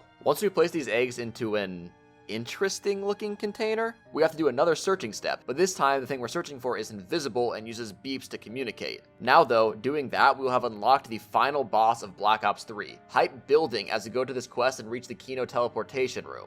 Getting set into this arena, we don't see a boss right away. We simply walk up to the Carnorium and interact. Now, you better remember the symbols here and hope it doesn't glitch out, because we need to enter them across the room. This is when the fight really begins. In 4 different phases, we have to deal with a ton of Margwas, while the arena slowly becomes more dangerous. Completing this gives us the summoning key, so it turns out it wasn't actually the boss fight, it was just a build up to it. But sadly, this was actually the better version of the 2 fights, and I actually really enjoy this compared to the last one. This next step can be a little bit glitchy, but it is really cool. So summoning key in hand, we have to go around and hit different targets around the map to, what I assume is capture them into the key, and it's a pretty fantastic final step, going and capturing all of the parts of the story that leaked out to finally set things right. And the basketball shots are pretty fun to pull off. That is if it doesn't glitch out. Oh, dang. Just keep it. It's fine. I don't know. Do you? No.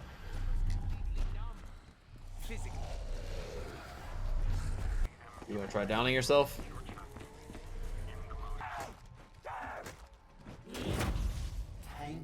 Dempsey. Didn't do none. Wait, I found it. Actually? Yeah, I got it. Where was it? Spawn. Yeah, I lost it. You didn't? Yeah. But now, it's time for the real final boss of the game. Something to end Treyarch's golden era of runs. With everything on the line, we meet our last challenge. And it's someone we beat in the first map already. Look, okay, I get that he's the big bad, and it makes sense that he needs to go down somehow in the end, but I don't think that he should be the final boss fight. Or maybe give him sidekicks for us to fight with him in a new, crazier form. The way we damage him isn't even that cool. We just charge up the key and chuck it to Sophia for the alley-oop. Then it's the same thing as the Shadows fight where we shoot him into a spot when the shield is down and interact with the big book and it's over. This feels so repetitive and honestly kind of lazy. I don't understand why this was done this way. It's just so disappointing because everything on this map did so well to build nostalgia and focus on being a fun experience for the dedicated members of the community, only to fumble the bag at the most important part of the story. At least the ending cutscene is kind of fun, setting us full circle into a cycle after outsmarting the big man Monty himself, but it was clear at this point to some that this is not the end Treyarch had hyped it up to be. Black Ops 3 was simply too successful to let the story die. And this choice to go back into a cycle and continue, I don't think was made in the best interest of the story, but in the best interest of money. This should have been the end of our main character's story and marked the end of Treyarch's run with these characters. In the end, I really do love Revelations as a concept and idea. Plus, it's one of the easiest Black Ops 3 maps to pick up and just have a good time on or go for high rounds. But when I look at it as a piece of story and the impact it had later on in the games, similar to Garad, I just kinda get a bit sad. Now, if you're someone who simply didn't care much about the story other than a passive interest, but you've been playing zombies for a really long time, you probably loved Rev. Since gameplay-wise, it really did hit perfectly all of those feelings. But really, it should have just been the character's conclusion they deserve and sent us on our way to a new adventure with the Chaos story. It feels like Treyarch cheated us with how much this map was built up to be a conclusion and the end of an era. Speaking of ends, as this map reached the finishing parts of its life cycle, no one really knew what to expect with zombies. Big YouTubers were saying goodbye to our characters, thinking we had reached the end. and a lot of players had accepted this was the last time we'd see our crew. But then, in small corners of the community, little whispers and little leaks started to happen, something that felt too good to be true. And all those came into the limelight when a man named JC Backfire put out a surprise video for the community. Zombies Chronicles was a collection of 8 beloved maps, primarily from the World at War to Black Ops 1 era, and I am not going to be adding 2 hours to this video by going over each and every remaster. If you want to see what I have to think about them, then go check out my other retrospectives. What I am going to talk about is the impact this had on the legacy of Black Ops 3 and the effects it brought onto later Zombies games. At the time, this was absolutely loved by everyone. Most people will agree that the Black Ops 3 engine is the best for zombies, so having the classics all in one place is a no-brainer, and these remakes are all incredibly well made. The maps didn't lose their identity in the game swap, and Treyarch put a lot of small hints about where the story is going next and what we might have missed out earlier on. And it revived a somewhat grieving community for a couple months with excitement. Something I don't see mentioned very often though is the negative effects of Zombies Chronicles. Now just to be clear, right from the get-go, I love this map pack. It was a good idea and it was amazing. But the community response to remakes and remasters became, we want more of this, what's the next map to come back? And that was the discussion. Despite what you hear nowadays in regards to Black Ops 4, a lot of the community wanted remasters of old maps, and Black Ops 4 delivered that. And I would say this is really the start of zombies fatigue. Normally, even if there was a zombies mode in the next game, we'd get a nice break between releases between DLC 4 and the game coming out. But now we had this 5th DLC leading up to Infinite Warfare, which then gave us more content for a year, which then led to World War II, which then led to Black Ops 4, and by that point the community was just getting burnt out. The year-long break between Zombies content did always suck if you were a fan back then, but Zombies creators and the players were always able to creatively fill that gap with new challenges and fun concepts. Plus, the couple of months leading up to the new game started a hype train that got everyone ready to consume content again. So not having that separation was a short-term game with a lot of long-term impact. And then on top of all of that, we have a booming custom zombie scene growing inside of Black Ops 3 at this point. So the gaps in between maps, we have constant community content coming in to keep everyone engaged. And that sounds like I'm against custom zombies. I'm not. I absolutely adore it. But mixing the flow of maps from the community with the never-ending stream of releases from mainline games is something that should be talked about when people wonder why zombies kind of fell off from its golden age.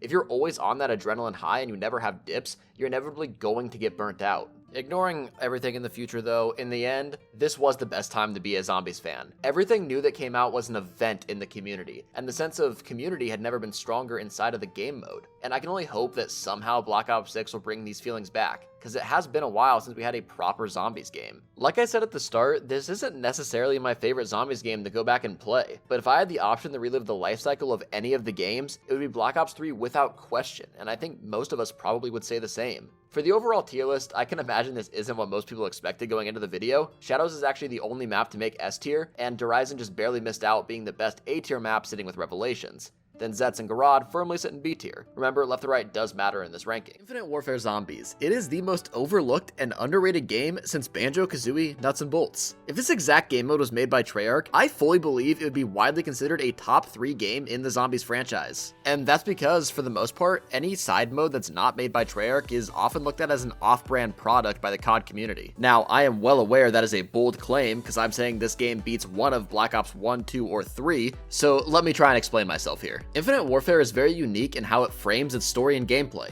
Our crew was tricked by the director, Willard Wyler, and now has to fight their way through a zombie-infested films to survive. This creates a lot of room for some incredibly fun and creative map settings, and as you see, we'll go on from fighting aliens in a simple amusement park to fighting different aliens in space. Okay, all jokes aside, each map feels incredibly distinct and it gives this game a lot of charm. But since it is a follow-up to Black Ops 3, of course it is going to have its own gobblegum type system. And while it isn't quite Black Ops 4 level of bad, it can definitely feel pretty greedy at times. Granted, a lot of the fortune cards you can get are more fun than the gobblegums, with things like Evade giving you the ability to have a dash, or a card that gives your entire team more points for better accuracy. There really is a nice mix of fun and powerful cards to choose from here, but sadly the free fake cards are all incredibly lackluster, plus the unpacking system often feels very stacked against you, with pulling a top tier card being pretty rare. Alongside the cards though, we also have the gun locker, giving players powerful variants of their weapons throughout the map, and while the salvage grind for these can feel like a lot at times, this kind of thing inside of a PvE mode works really well, and I would argue it's the best way to do loadouts in zombies compared to things like Cold War. So with the out of game systems explained, let's hop into the first map. Many people consider this to be the peak of the game, and while I don't share that belief, it is probably one of the most successful launch maps in any of the Zombies games.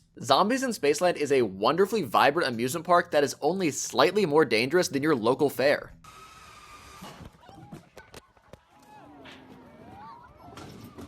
As we're launching into it, we're treated with a pretty long intro cutscene that explains the setup for the game and how our crew got here. One of the best parts about this is that Infinity Ward had enough confidence in their writing and story to just kinda let this play out without rushing it to get players into the action. There are long sections of it where it's just Willard talking to our crew to set him up as the big bad. And on top of that, the story doesn't take itself too seriously in general. It's a fun, wacky adventure to go along with a game that really just tries to bring you in on vibes alone, and it does that really well. Spaceland is split into 4 distinct zones. We have Spawn, Journey, Triton, and Kepler. One of the reasons the map feels so great is the seamless flow between these areas. In my last retrospective on Black Ops 3, I mentioned that one of the reasons Gorod Krovi felt kind of bad to play at times is that while all the sections had a consistent style and mixed well, the design of them made it feel easy to get dizzy when trying to navigate quickly and get lost. What's different here is that while each area fits the theme of an amusement park, they all still have their own mini theme. You're not likely to get the giant roller coaster section mixed up with the bumper cars and rocket ride in the same way you would get Tank Factory and Supply Depot mixed up. Yup, we got undead clowns. Don't be too scared though, since if you thought the dogs were paper thin in BO3, oh boy do I have some news for you. Any gun you find will one-shot these things on pretty much any round. So much like its predecessor, the bonus rounds on this game are just slightly unnerving breaks for the player. Infinite Warfare maps also tend to have a bonus enemy outside of just the bonus round, and here it's the Brute. And he honestly isn't much of a threat either, only becoming relevant when doing the many side quests on the map, like getting the alligator some iced out teeth. While at first it seems like this map has a very obvious 3-lane setup to navigate between areas, as you start to explore you'll find a vast amount of small shortcuts to get between the major locations. This raises the skill cap for players looking to quickly get things done and makes casual navigation feel rewarding as you get better at the game. And with that, you often don't even notice when you move into a different section until you see one of the major landmarks. That's because the in-between areas are blended so seamlessly that it never seems jarring when you travel from one main location to another. Yet somehow, like I mentioned before, it never feels confusing or hard to navigate. On the note of navigation, it's time for me to make some enemies, because the movement system inside of Infinite Warfare is on par with Black Ops 3. Whereas the fun in that game came from the infinite slide combined with crisp feeling inputs, IW has the same fantastic feeling controls but with a different type of skill.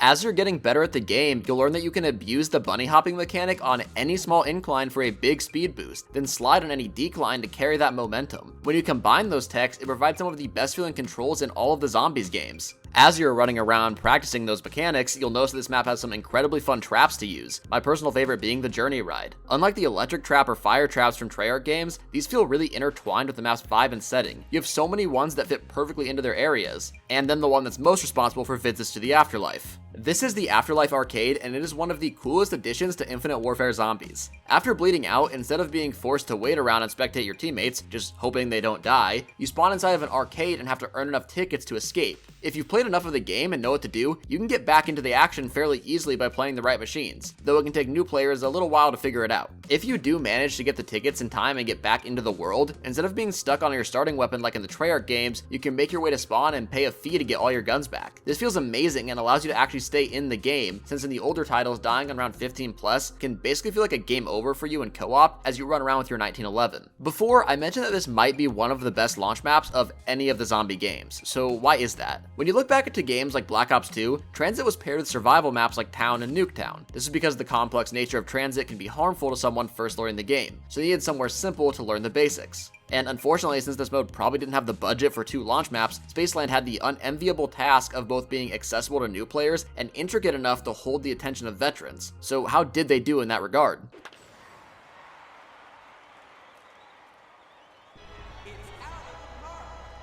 This map's complexity mostly comes from the skill expression. Pretty much everything to do is simple on the surface but has a high skill ceiling or hidden depth to it. For example, the prize mechanic from the coins the zombies drop. Most people just throw whatever random one they get into the machine and place slots on whatever might come out. And while this will work in getting you some fun, powerful weapons, if you take the time to learn what specific combos you need, it can become one of the best mechanics on the map. Similarly, most of the kneel challenges are simple enough to be done by any player, rewarding them with a fair amount of tickets. And that ticket system is this map's gimmick. Every map in Infinite Warfare has one. You can play different arcade games or complete challenges to easily get them, then spend high amounts to gain access to free max ammos, grenade refills, or new equipment. This is a fun way to reward players with side content, and things like the roller coaster shootout are really fun to mess around with your friends. Walking around the arcade, you'll find the Ghost and Skulls machine. This specific side quest allows you to go into the arcade machine and play a minigame to get a free perkaholic. Alongside the Afterlife arcade, this is a staple of Infinite Warfare and incredibly iconic. Each map changes the quest and game you play. Here it's probably the simplest, because all you need to do is grab things and get rid of the skulls until they're all clear. However, I do think this is where Infinite Warfare started to fall into some of the traps that Treyarch has over the years, and we'll see this more in their later eggs, but the Ghost and Skulls eggs in a lot of the maps can start to be incredibly tiresome and overly complex. Sometimes it's fun, like on Beast where you do a stationary lockdown, but other times it just feels like the worst part of Treyarch eggs where you're looking up guide after guide on where to find certain parts and do incredibly obscure steps. Though, outside of some odd steps and a little bit of poor execution, I cannot stress enough how brilliant this is as a concept. It makes Perkaholics accessible to everyone without needing to grind gobblegums, and has a high level of skill expression since you need to complete a quest to unlock it. And the minigame itself is normally just pretty fun. With the perk system, we also get a lot of the old mixed with the new. A good portion of Treyarch perks return, alongside new ones like Slappy Taffy, which gives AoE melee with increased damage, and Trailblazers, which adds damage to your slide. While these aren't top tier perks, Slappy Taffy is extremely powerful for getting points in the early rounds, plus you won't have to worry about losing a perk slot since Infinity Ward had the ingenious idea of allowing you to remove a perk you already bought. Really, this is just one of the easiest maps to pick up and play. Most of the side content is super simple to figure out, you have an easy challenge system that most players will find on their own, and a wonder weapon that can be bought with tickets even if it's not the best one. Outside of the bargain bin snow cone machine, there are 4 other buildable wonder weapons. Where have I seen that before? These things are awesome, both thematically and functionally. Keeping with the fact that everything on this map is based around aliens or theme parks, these ray gun designs feel like a sci-fi toy you could win from an arcade, and using them can give you the same feeling as an acid trip. Disclaimer, I have never done nor will I ever do acid. Don't do drugs, kids. Terms and conditions may apply. I feel like I say this about one of the wonder weapons in each game as we go through it, but these might be some of the most fun wonder weapons in the series. Some of them are simple, like the Shredder, which just disintegrates zombies. Then you have the wacky one that turns zombies into a rocket flying into the air and exploding like a firework on the 4th of July.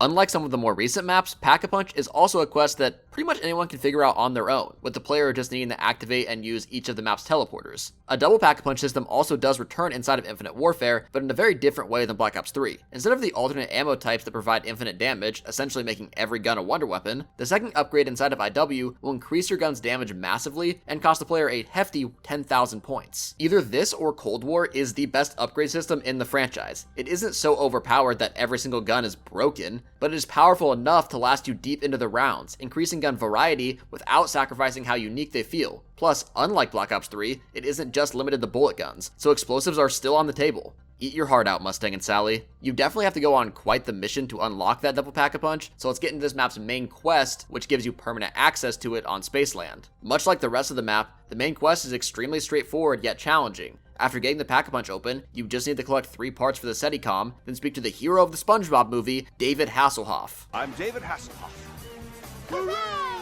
His appearance is the start of a trend inside of Infinite Warfare, where each map will have a special celebrity guest that you can play as after completing the map's main Easter egg, which is just really cool and a fun reward. So after we get this device, we just need to find 3 locations around the map to defend it from waves of buffed up zombies. Again, this is incredibly simple, but ends up being fun and engaging since some of the locations are very tough to work in and you will fail it several times more than likely. Once you complete it, well, that's the entire main quest before the boss fight. Making a simple but challenging quest is exactly what IW needed for its launch map. Outside of memorizing the part spawns, there's nothing you need to learn for this egg, making it incredibly accessible. You'll see later on in maps like Shaolin Shuffle, the quests start to get a lot more complex, which can work since the players had a lot of time to learn the game and build up to that point. Though I do have a lot to say about that map's main quest, but we will get to that. If we launched with a map like Shaolin, it likely would have been another Shadows of Evil situation, where it was pretty much not liked at first but grew on players over the years, which for a spin-off title would just kill the game, since it doesn't have that same level of trust that Black Ops has. About the boss fights. This is what Infinite Warfare Zombies does better than any other game in the franchise, and it's not even close. They kept it fairly simple in the first 2 maps, but that doesn't mean bad. In fact, I would say that Spaceland is still far better than almost every single other Treyarch fight. At the start, you'll need to play Simon Says with some lights and sounds, which is pretty simple but can be challenging with less players as zombies swarm you. Doing this 3 times will spawn a wave of clowns that will lead up to a real battle. For each player in the game, an alien will spawn in. These Mr. Meesinks lookalikes are tough tough, with their ray guns being able to almost one-shot you with a direct hit, even with Jug.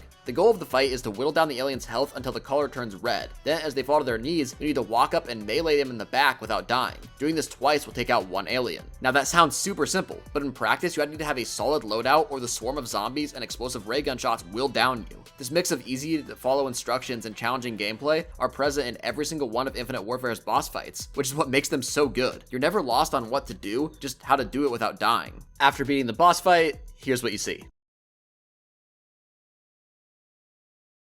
Yeah, despite having a fantastic boss fight in Egg, the ending is very underwhelming. That does seem to be a trend inside of the non-Treyarch zombie games.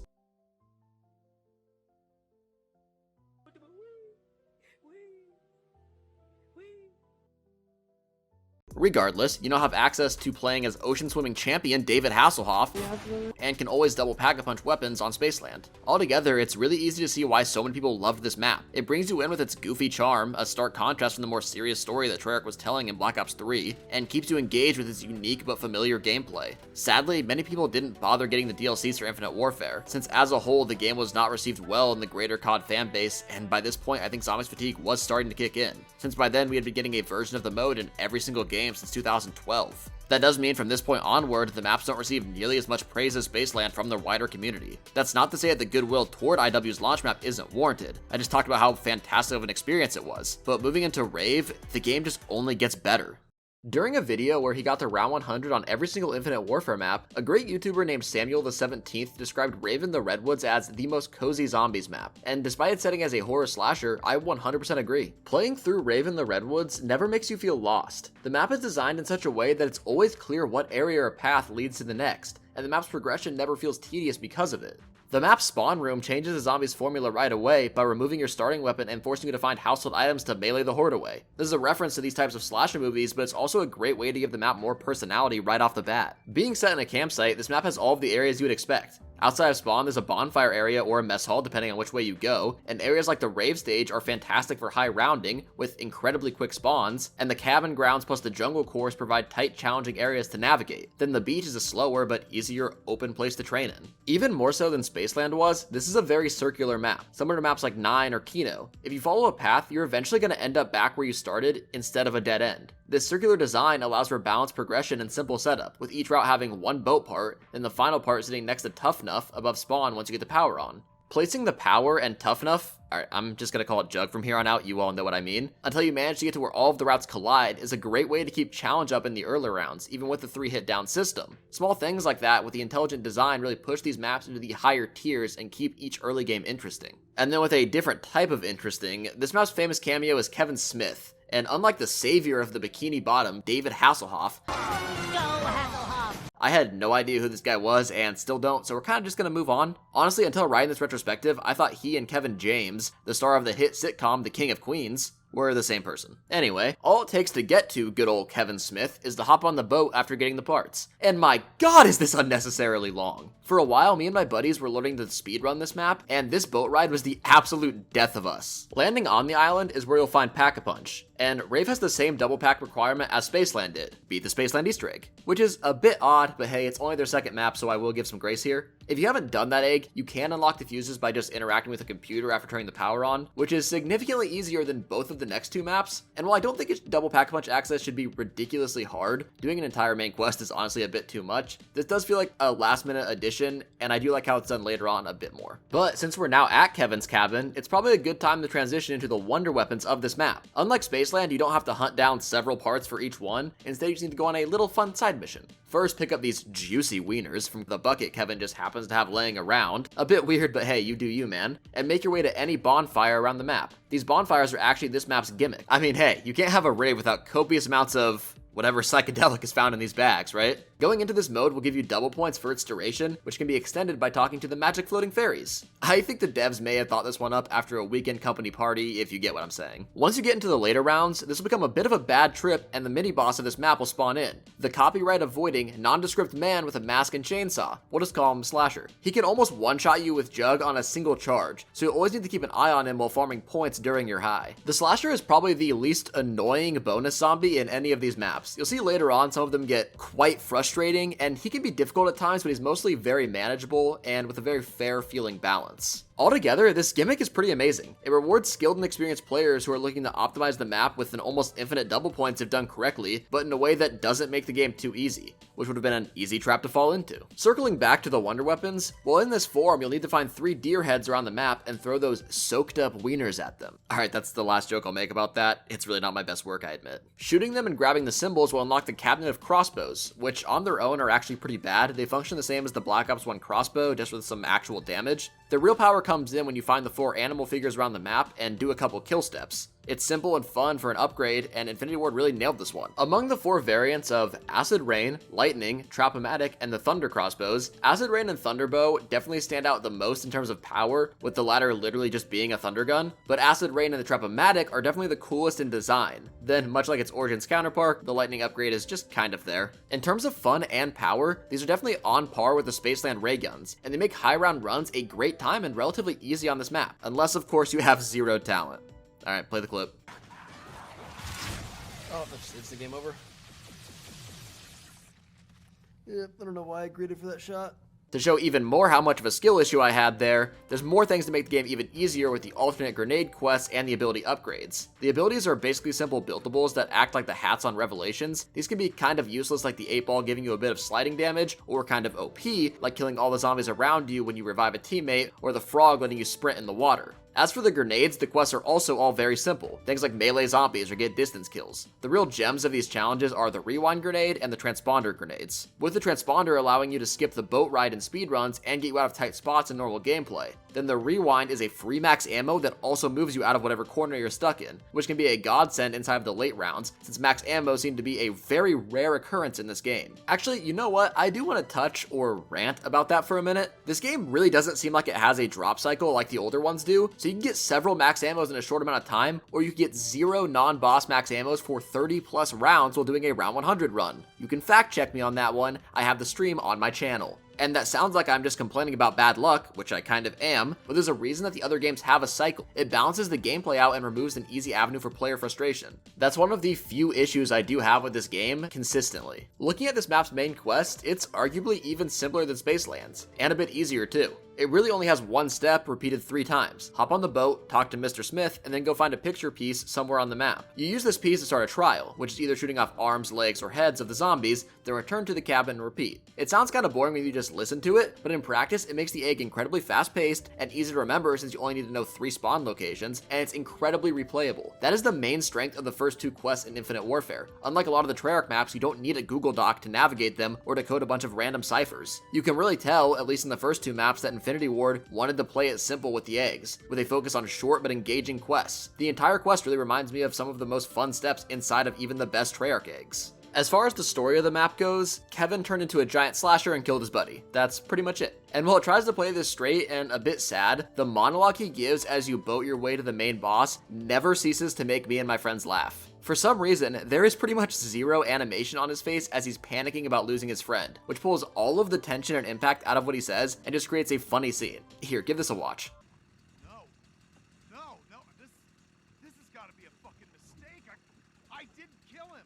I couldn't have killed him. Oh man, Jay, man. Jay, I just gotta get out of here. I gotta find Jay. Jay!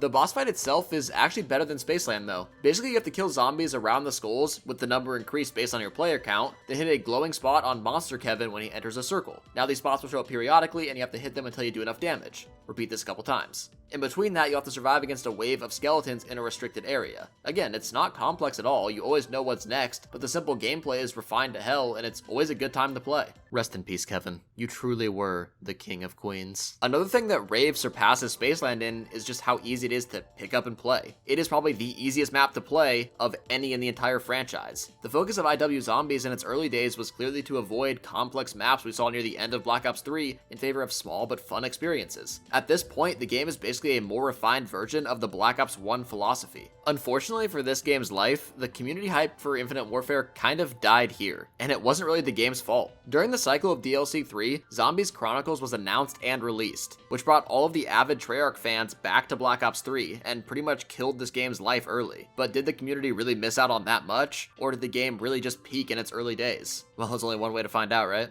If we were to just go off vibes and environment, this is probably the best map in Infinite Warfare. Shadowland takes place inside of disco-era New York City, which has been taken over by zombies and the Rat King. This is the game's first attempt at a massively complex map, and unfortunately, I do think it's the first mostly miss of the game, which isn't to say it's entirely bad. Overall, it finishes as an average map and still manages to be a fun experience with just a handful of flaws. It just doesn't live up to the same level of fun that Rave and Spaceland did. Unlike the simple, mostly linear layout of those two maps, Shadowland deviates from the circular design in favor of single-lane pathways and tight entryways. It has a heavy focus on extremely narrow pathways where only you and a couple of zombies can fit through at a time, which is a stark contrast from the mostly open and easy layout of the first two maps. Because of that, there's very few training places that exist on this map, making the only real option for high rounding to camp. And while I'm not against the idea of a camping-based map, DLCs like Buried did this concept much better by still having open training areas if you want to play that way. And honestly, camping is just the more boring type of play in my opinion.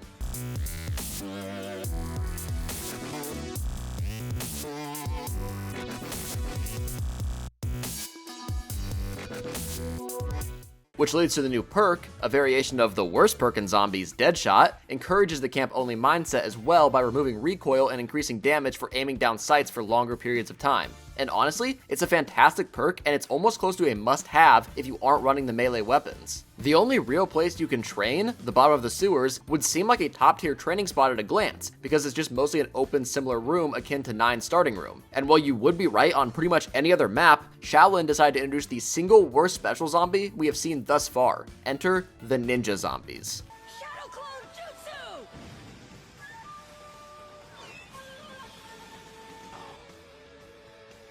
These absolute abominations were probably the result of devs huffing paint thinner and ingesting copious amounts of marijuana, because that is the only explanation I can find for them. If you don't know, their sole purpose is to stop you from sprinting, because if you do that, they'll appear in front of you and give you the pimp hand.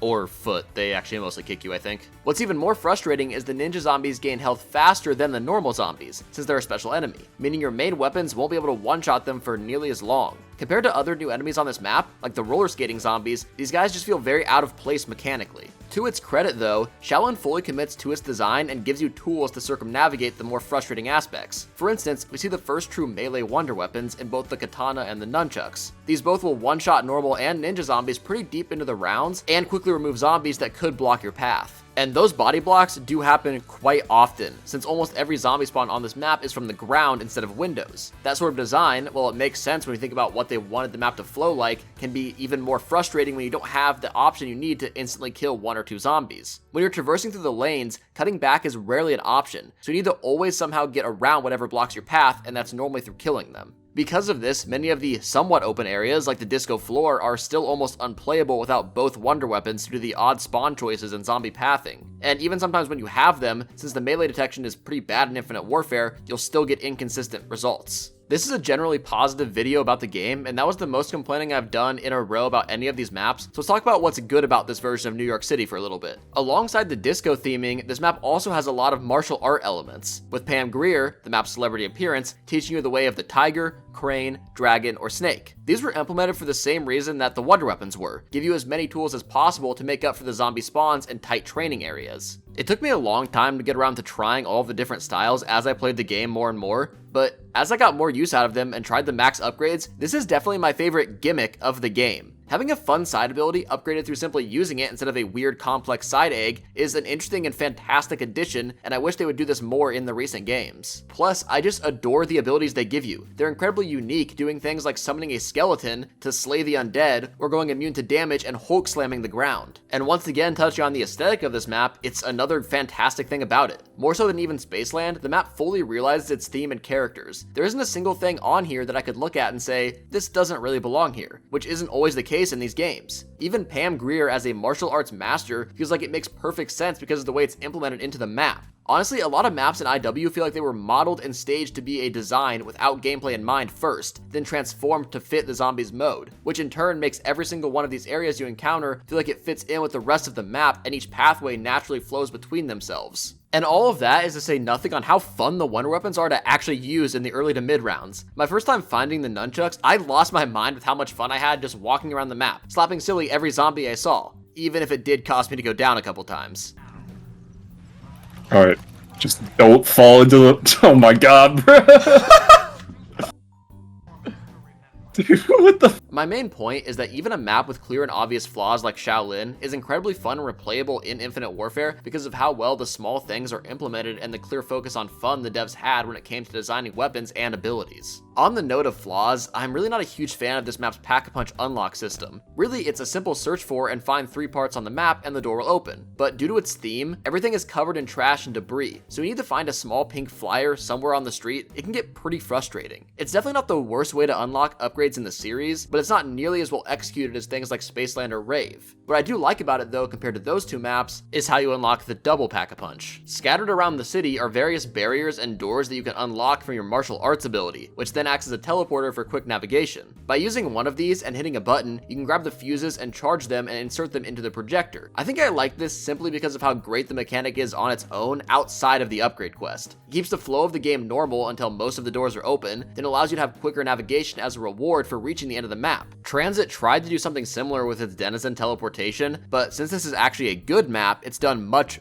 better. Since on that map, the teleportation can be just as frustrating as the bus itself. Here's hoping Treyarch learned their lesson for Terminus. Shaolin also forgoes the coin and gem system from its predecessors in favor of Mahjong-style buildables, and coming from someone who really loves Die Rise, they took the worst step from that Easter egg and made it into a major map mechanic. Buildables aren't inherently bad, and it works well in maps like Buried and Origins, but small Mahjong pieces are never going to be the way, in the same way that placing dominoes all over a map and telling you to find them would never be a good mechanic. Even with a guide, these can be super frustrating to find since they're just so small and blend in, and if you wanted to change up the gem system, buildables probably weren't the best avenue to take, at least not like this. Positively though, the buildables are still super fun. Once again, sticking to the idea that the execution of the abilities and upgrades are making up for poor design to unlock them. I'm a simple man. I see zombies dancing on a disco floor, I get a little happy. So with all of that out of the way, it's time to talk about Shaolin's main quest. And this main quest makes me a little bit upset because it has some of the most fun and some of the most frustrating mechanics in the game thus far. It starts off super simple. Just get to round 5, unlock the map, and upgrade your martial art to the first level. So far so good. Then we need to take the shurikens we get and open up the various cages and follow a rat around. This is kind of cool, if not a little bit tedious, but the main reason why me and my friends love this step so much is just how god awful the model and animation are. Like, they clearly ran low on time here and just threw a standard rat model and made it jiggle while moving around. But this little guy became iconic for that reason, and I love him. Completing that allows you to start the next step, which is spelling out a word by shooting Chinese kanji around the map, which does feel like a classic egg step that then leads to something I'm very torn about. You fight the Rat King 3 times before the main boss fight, which I can see the appeal of, getting 3 mini boss fights and having to combine them all and take on the real thing afterward. We saw something similar with a slasher spawning after each rave trial. My main issue comes to the fact that the Rat King isn't actually any different between these and the real boss fight. He has the same attacks, the same patterns, and the same zombie spawns, which feels like it really cheapens the effect of the final boss and can feel pretty redundant and boring. After the first time you take him out, you gain access to his eye, allowing you to see precisely where this Easter egg starts going downhill.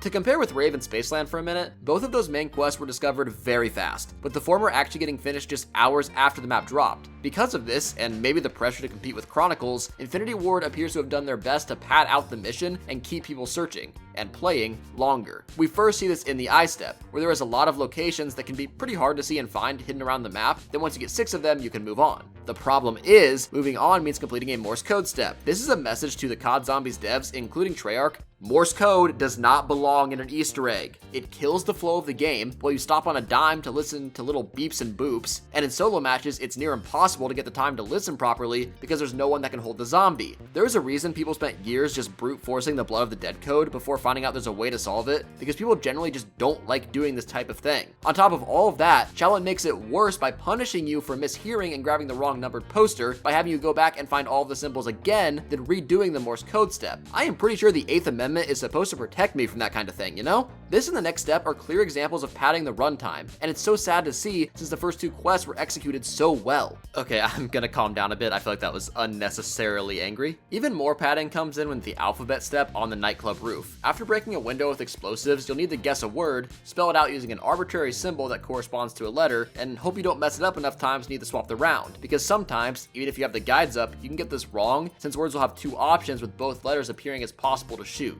Why? I said before that the best parts about Spaceland and Rave's quests were the lack of a need to be searching through a Google Doc the entire time, and Shaolin just takes a big old dump on that concept, basically requiring you to have the possible words, alphabet converter, and the Morse code translator on you at all times, which is extra frustrating since the kill steps and the simpler steps of this egg are actually super fun. One example of that is what you do right after this abomination of a step. At first, it feels like nothing is happening after you talk to Pam, until a couple rounds later, the map's film reel cuts out and you skip 3 rounds forward, just surrounded by zombies. It's honestly such an amazing idea and really fits into the theme of moving through films. Even when I know it's coming, the timing nearly always gets me and it feels so random in the round. It's honestly just a great step altogether. And then finally, this egg goes back to classic kill steps by having us find rings around the map and take out zombies in it. It's fun and simple. And following that, I really do enjoy the disco step as a concept. I think it's only frustrating due to the spawns and overall glitchiness of the disco floor area. After that, just complete one final mini boss and it's time for the big final event.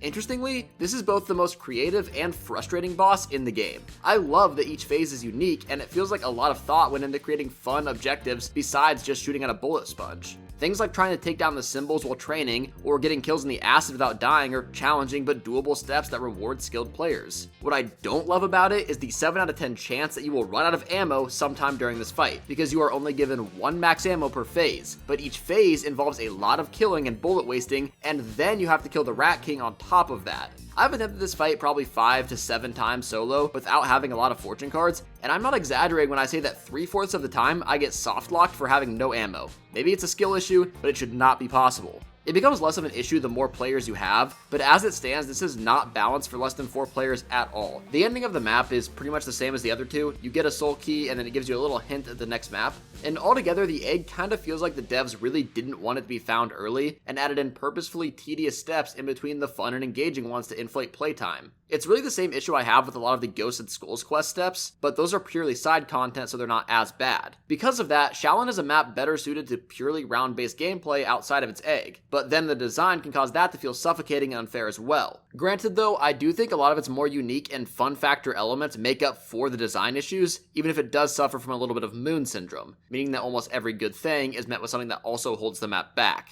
Moving on to Attack of the Radioactive Thing, geez, that is a long name, Infinite Warfare did not shy away from another large-scale map. The question is though, did they learn their lesson from the community complaints and general player drop-off of Shaolin Shuffle? Well, the answer is kind of yes and no, depending on who you ask, so allow me to explain. I bent over backwards to give this thing a rewrite, which is odd because usually bending over forward is so much more useful. I just kill myself sometimes.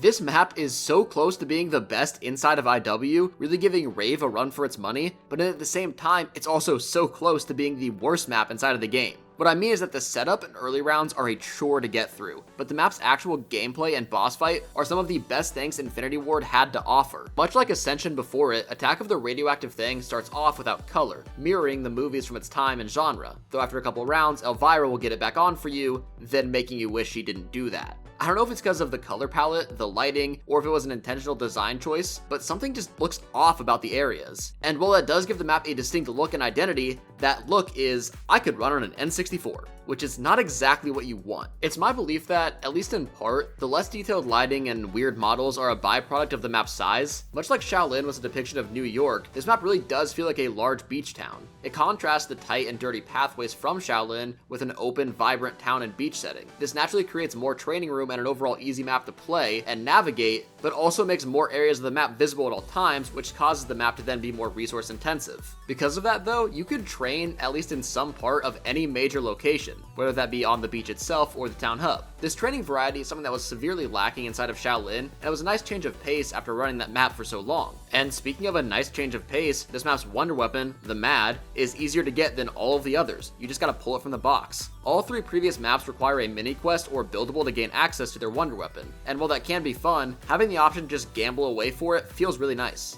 Once you finally get your grubby little hands on it, you'll see a decent but not great weapon. It has enough damage to one-shot zombies, but only one at a time, meaning the max kill count you're going to get is just 30. If that was all, then this would be a pretty lackluster wonder weapon and definitely the worst in the game. Ignoring its power for a minute, and this might be a hot take, I'm actually not sure, I really enjoy the simple design and look of the weapon. It's very minimalistic, matching the toned down sci-fi vibe this map gives off. And honestly, despite looking like it was made for the Atari, Attack still manages to keep everything on theme and cohesive. Back onto its power, it's not without its own upgrade process. You'll need to run around the map and collect parts to upgrade it, and then doing so, it can be charged up to act as a pseudo thunder gun. It's still not the craziest weapon in the world. In terms of power, it might still be the worst in IW, but it's perfectly serviceable for a map like Attack that's already so easy. Plus, ammo is never really a concern for the average player, since you can get more from the green blobs found around the city, essentially making this an infinite ammo wonder weapon. That, alongside with a lot of the other things Attack did with its gameplay, seemed to have been a response to the complaints about how Shaolin felt unfair and frustratingly hard at times. Alongside the Mad, Attack introduces a new perk in Change Choose. This is basically just elemental pop, but before it was cool. It's a lot better in this game than it was in Cold War though, since you can't actually get this ability from the Pack-a-Punch, you have to get it from this perk. But it's time to talk about the extremely poorly curved setup of the map. The gimmick, if you can call it that, of Attack is buildables, with over 30 of them being scattered around, and I'm just gonna say it, that is too many buildables, man. Setting up on Attack is akin to doing a real-life Easter egg hunt on a 10,000 square foot mansion, which is not nearly as fun by the 8th time you've done it. So with all of these buildables, you would think there's surely some fun and interesting equipment to use, right? Well yeah, actually there is. On this map, the buildables are mainly a mix of traps and score streak-like consumables. Each of these consumables are perfectly themed to the map. Things like the seismic wave generator that does exactly what it sounds like are really effective for taking out zombies in the early rounds, when it's easier to train them, and the violet ray device is the main high round strategy that can kill zombies on any round. The best part about these is how seamlessly the map integrated their design. It moves away from the mahjong tile searches or the gems from the other maps, in exchange for buildable parts that are naturally laid out inside the world and feel believable in the setting. Then once you do get them built and can use whatever you so desire, the map is fun. Like, really fun. Running around with the Mad and any number of powerful abilities makes you feel somewhat unstoppable and really completes that zombie power fantasy. So if you can stomach the, quite frankly, egregious setup process and really get a game of Attack going, you're probably gonna love it. The last caveat is what makes Attack such a hard map to recommend though. A lot of players do not enjoy the scavenger hunt aspect that a lot of Black Ops 2 and onward maps had, and Attack takes that idea to its extreme. Personally, it's really not my favorite thing either,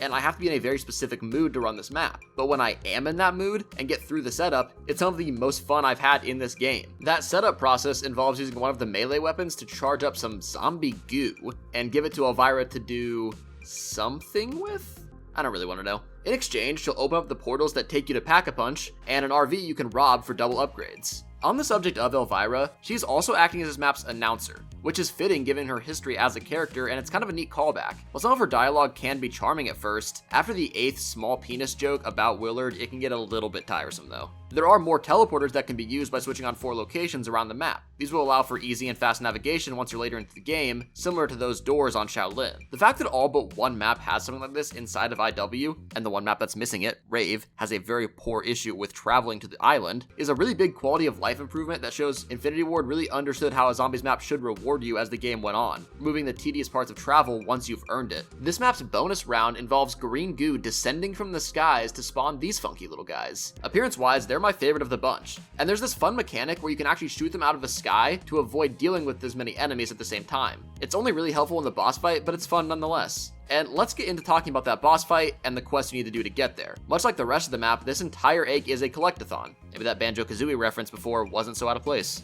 It starts off by requiring you to do various small, mostly tedious tasks to grab different dismembered zombie parts, and then take them back to spawn for experimentation, I guess? And while Shaolin's boss fight and code step felt like oversights for solo players, those were cakewalks compared to this next step in solo. To reanimate the zombie, you need to lock yourself into a mini-game of guessing numbers. And no, the zombies will not stop chasing you and attacking you during this. So on solo, you need to run the zombie far away, then sprint back and rush your way through the step, hopefully finishing it before the zombie gets back to you. Oh, and one more thing, you gotta do it twice. On co-op, this is kind of a fun step, but it's really a look into how awful this quest can feel as a solo player in general. Outside of that misery, the whole process of searching for and getting all 17 parts for the egg-specific buildables in a map that's pretty expansive, so you spend most of your time running in between the areas, feels really bad as a solo player. It's not like collecting the other buildables, since those at least reward you with a new ability. Getting that one real interactive step done, the rest of the quest is just running around the map. You run to hit dials, then you run to find numbers sprawled around various locations. Those numbers are the start of why almost everyone I talk to about this map never wants to run the Easter egg. And fair warning, this is gonna get a little bit angry. Okay, so buckle up and grab a notebook because this is gonna be some wild stuff. First, you need to get the M number, which will be used for multiplication. Then you multiply it by changing the color settings of the map, running to 4 locations, which are annoyingly far away from each other, to find which one doesn't contain the does not equal sign. Once you get that multiplied number, go to Elvira's TV and see which range it falls into. Now you have to play the game in that color until further notice.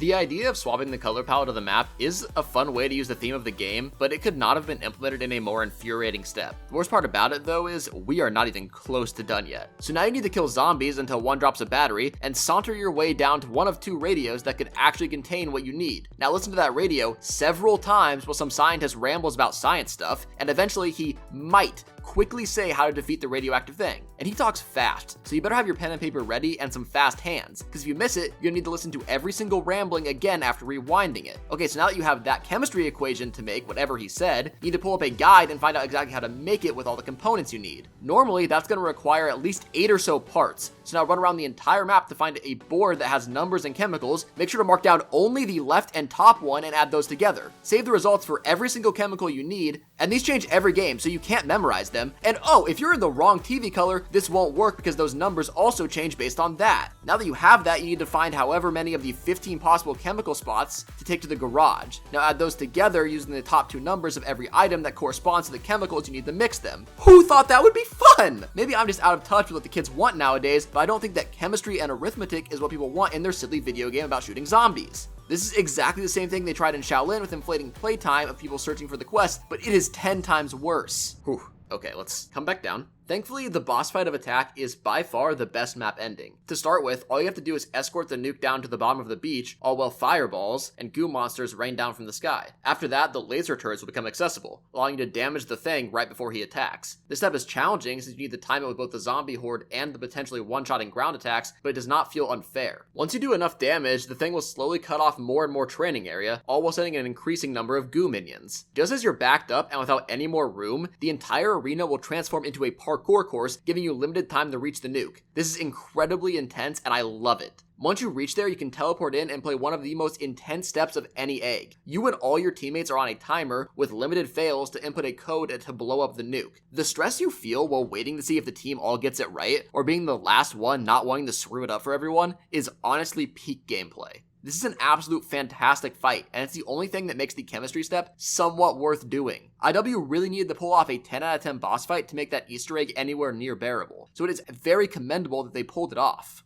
To conclude, I can understand where much of the hate about this map comes from. It certainly is not perfect, but if you're the right type of player in the right type of mood, the actual gameplay is surprisingly fun. One bad, okay, horrible, Easter egg segment gives the map its bad rep, and it's honestly kind of deserved. But that makes a lot of people ignore the actual gameplay of the map, which in turn is one of the most underrated entries in Infinite Warfare. Now with the town saved and biological warfare used, we have just one last stop on our Infinite Warfare journey. And if you're one of the niched Call of Duty Ghost fans, this is gonna look pretty familiar. Beast from Beyond is the Willard Wyler sequel that no one really asked for, but are willing to give a chance. In this universe, Ghost Extinction is retconned to exist as a movie made by the big WW. You're gonna spawn in with some higher powered gear now too, having access to a full AR instead of the normal pistol. This is because until you manage to grab Neil, the robot from Spaceland, and throw him into a computer, you're gonna get hunted down by the Extinction cryptids. When you're first learning the map, this is honestly extremely difficult. They can start to swarm and overwhelm you very quickly and kill you in 3 hits, and your AR is probably not gonna last you the entire way unless you have extended mags. I do really enjoy the mix-up in formula, however, and it's fitting that Infinite Warfare ended on a map like this, since it really was all about innovation and gameplay shakeups. In a slightly negative side of it though, it can be very very annoying for new players who don't understand what to do, since you are going to have to buy another gun and they're probably going to underestimate the cryptid damage. And there really isn't any indication of what you need to do, that being find Neil's head and bring it to spawn. So while it's fun, it could have been implemented a lot better even if I do really enjoy it. The map itself consists of tight hallways leading to very open areas, which leads to manageable but tight training. The open areas are reminiscent to what you would see on Rave, making the map relatively easy in the early to mid rounds, before all the special zombies spawn in.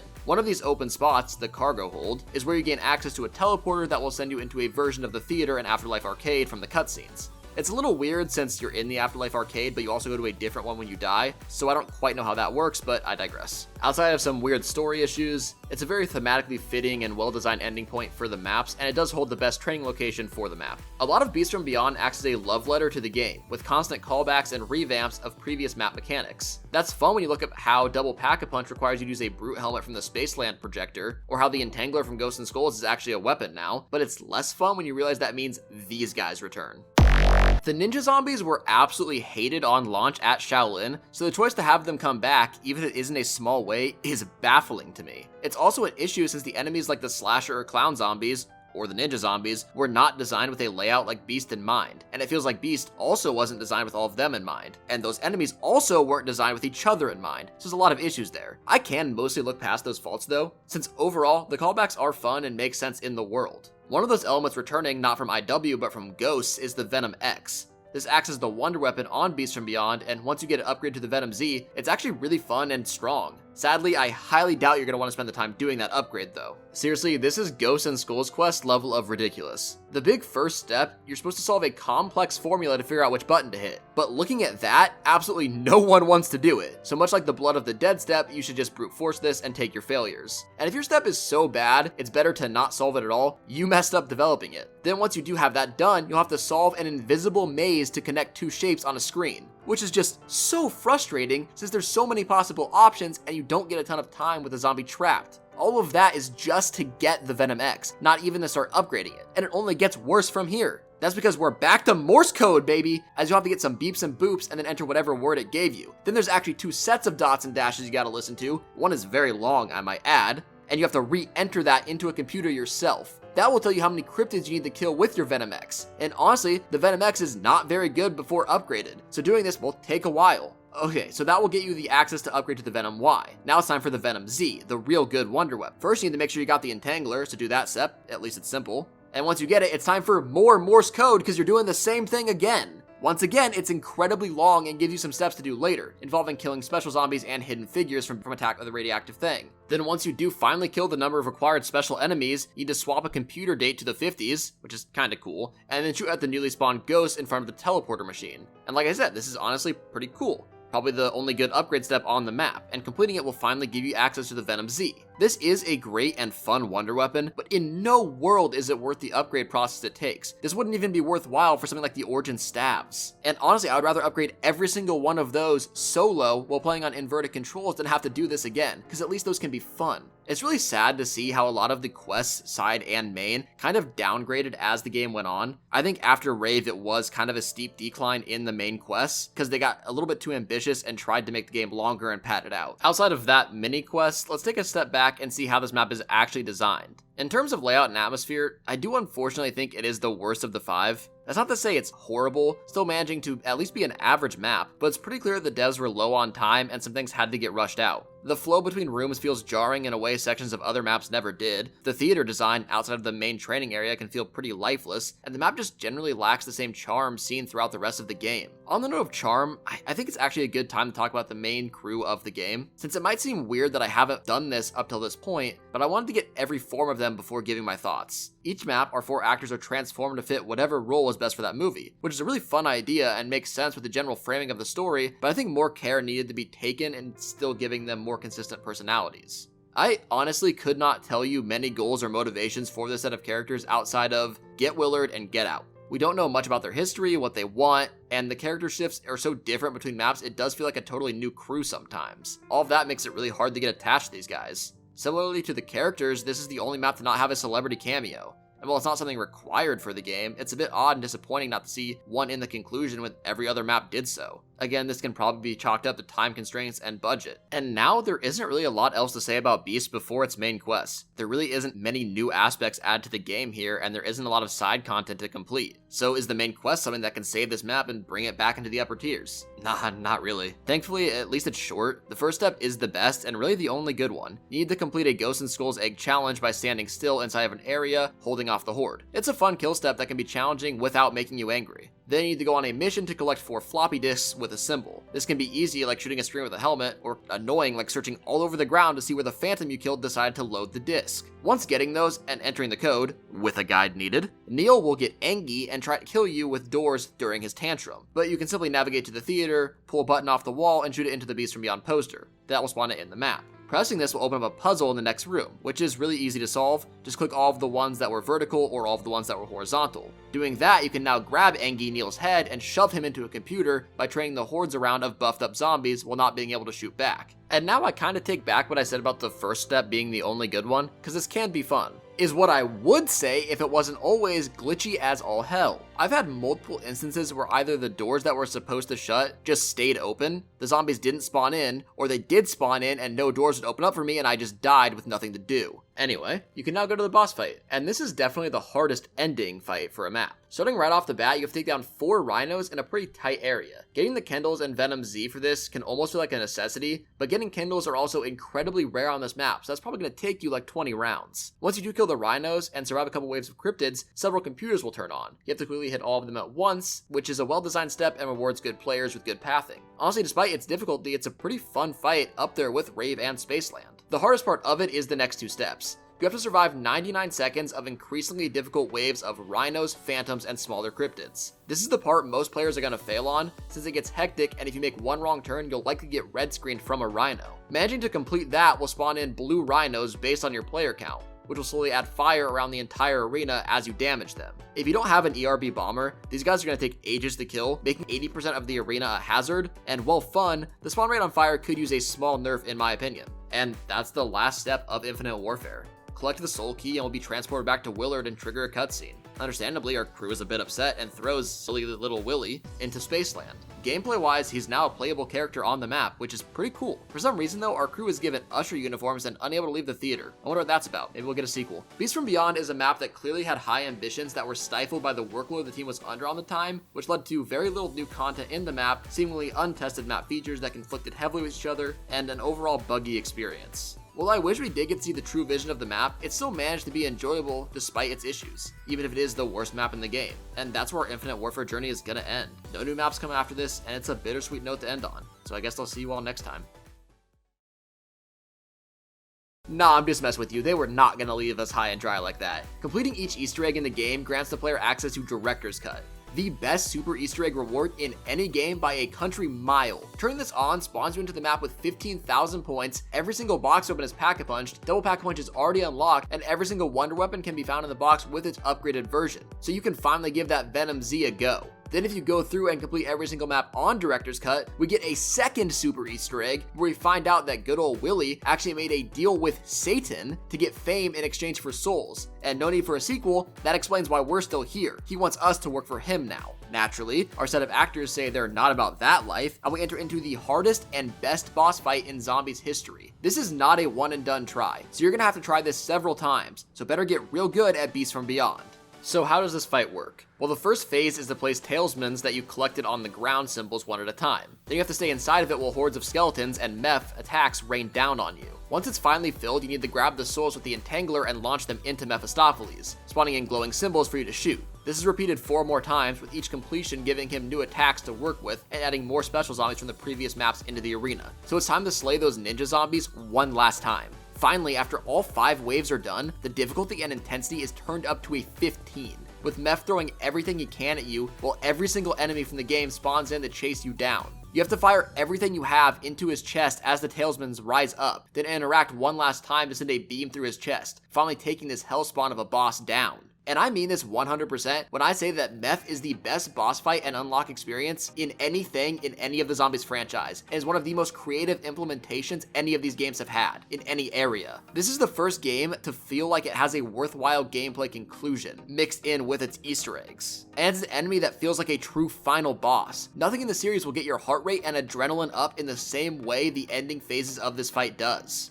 This leads to one final cutscene, and that's really the end of IW, no tricks this time. It was a game of highs and lows, but honestly mostly highs, and even at its lowest points, it still clearly had passion and creative ideas the devs wanted to get in there. I stand by it being a top 3 game, and I hope that maybe it at least moves up a little bit in your guys' tier list too after this video. You don't have to agree with me on that, and I bet most of you won't, but like I said, I'm just trying to give people a greater appreciation for this mode. I also think this really is what marks the end of COD Zombies' golden era. Going forward, the mode lost a lot of its fan passion and love, constantly trying to reinvent itself to get it back. So taking a look at my tier list that everyone hates me for nowadays, both Rave and Spaceland are firmly in the A tier, and Shaolin in B. The only one falling below that is Beast from Beyond, and overall it's a really strong showing for a non-Treyarch title. Thank you so much for watching, subscribe for more, and I hope I'll see you around.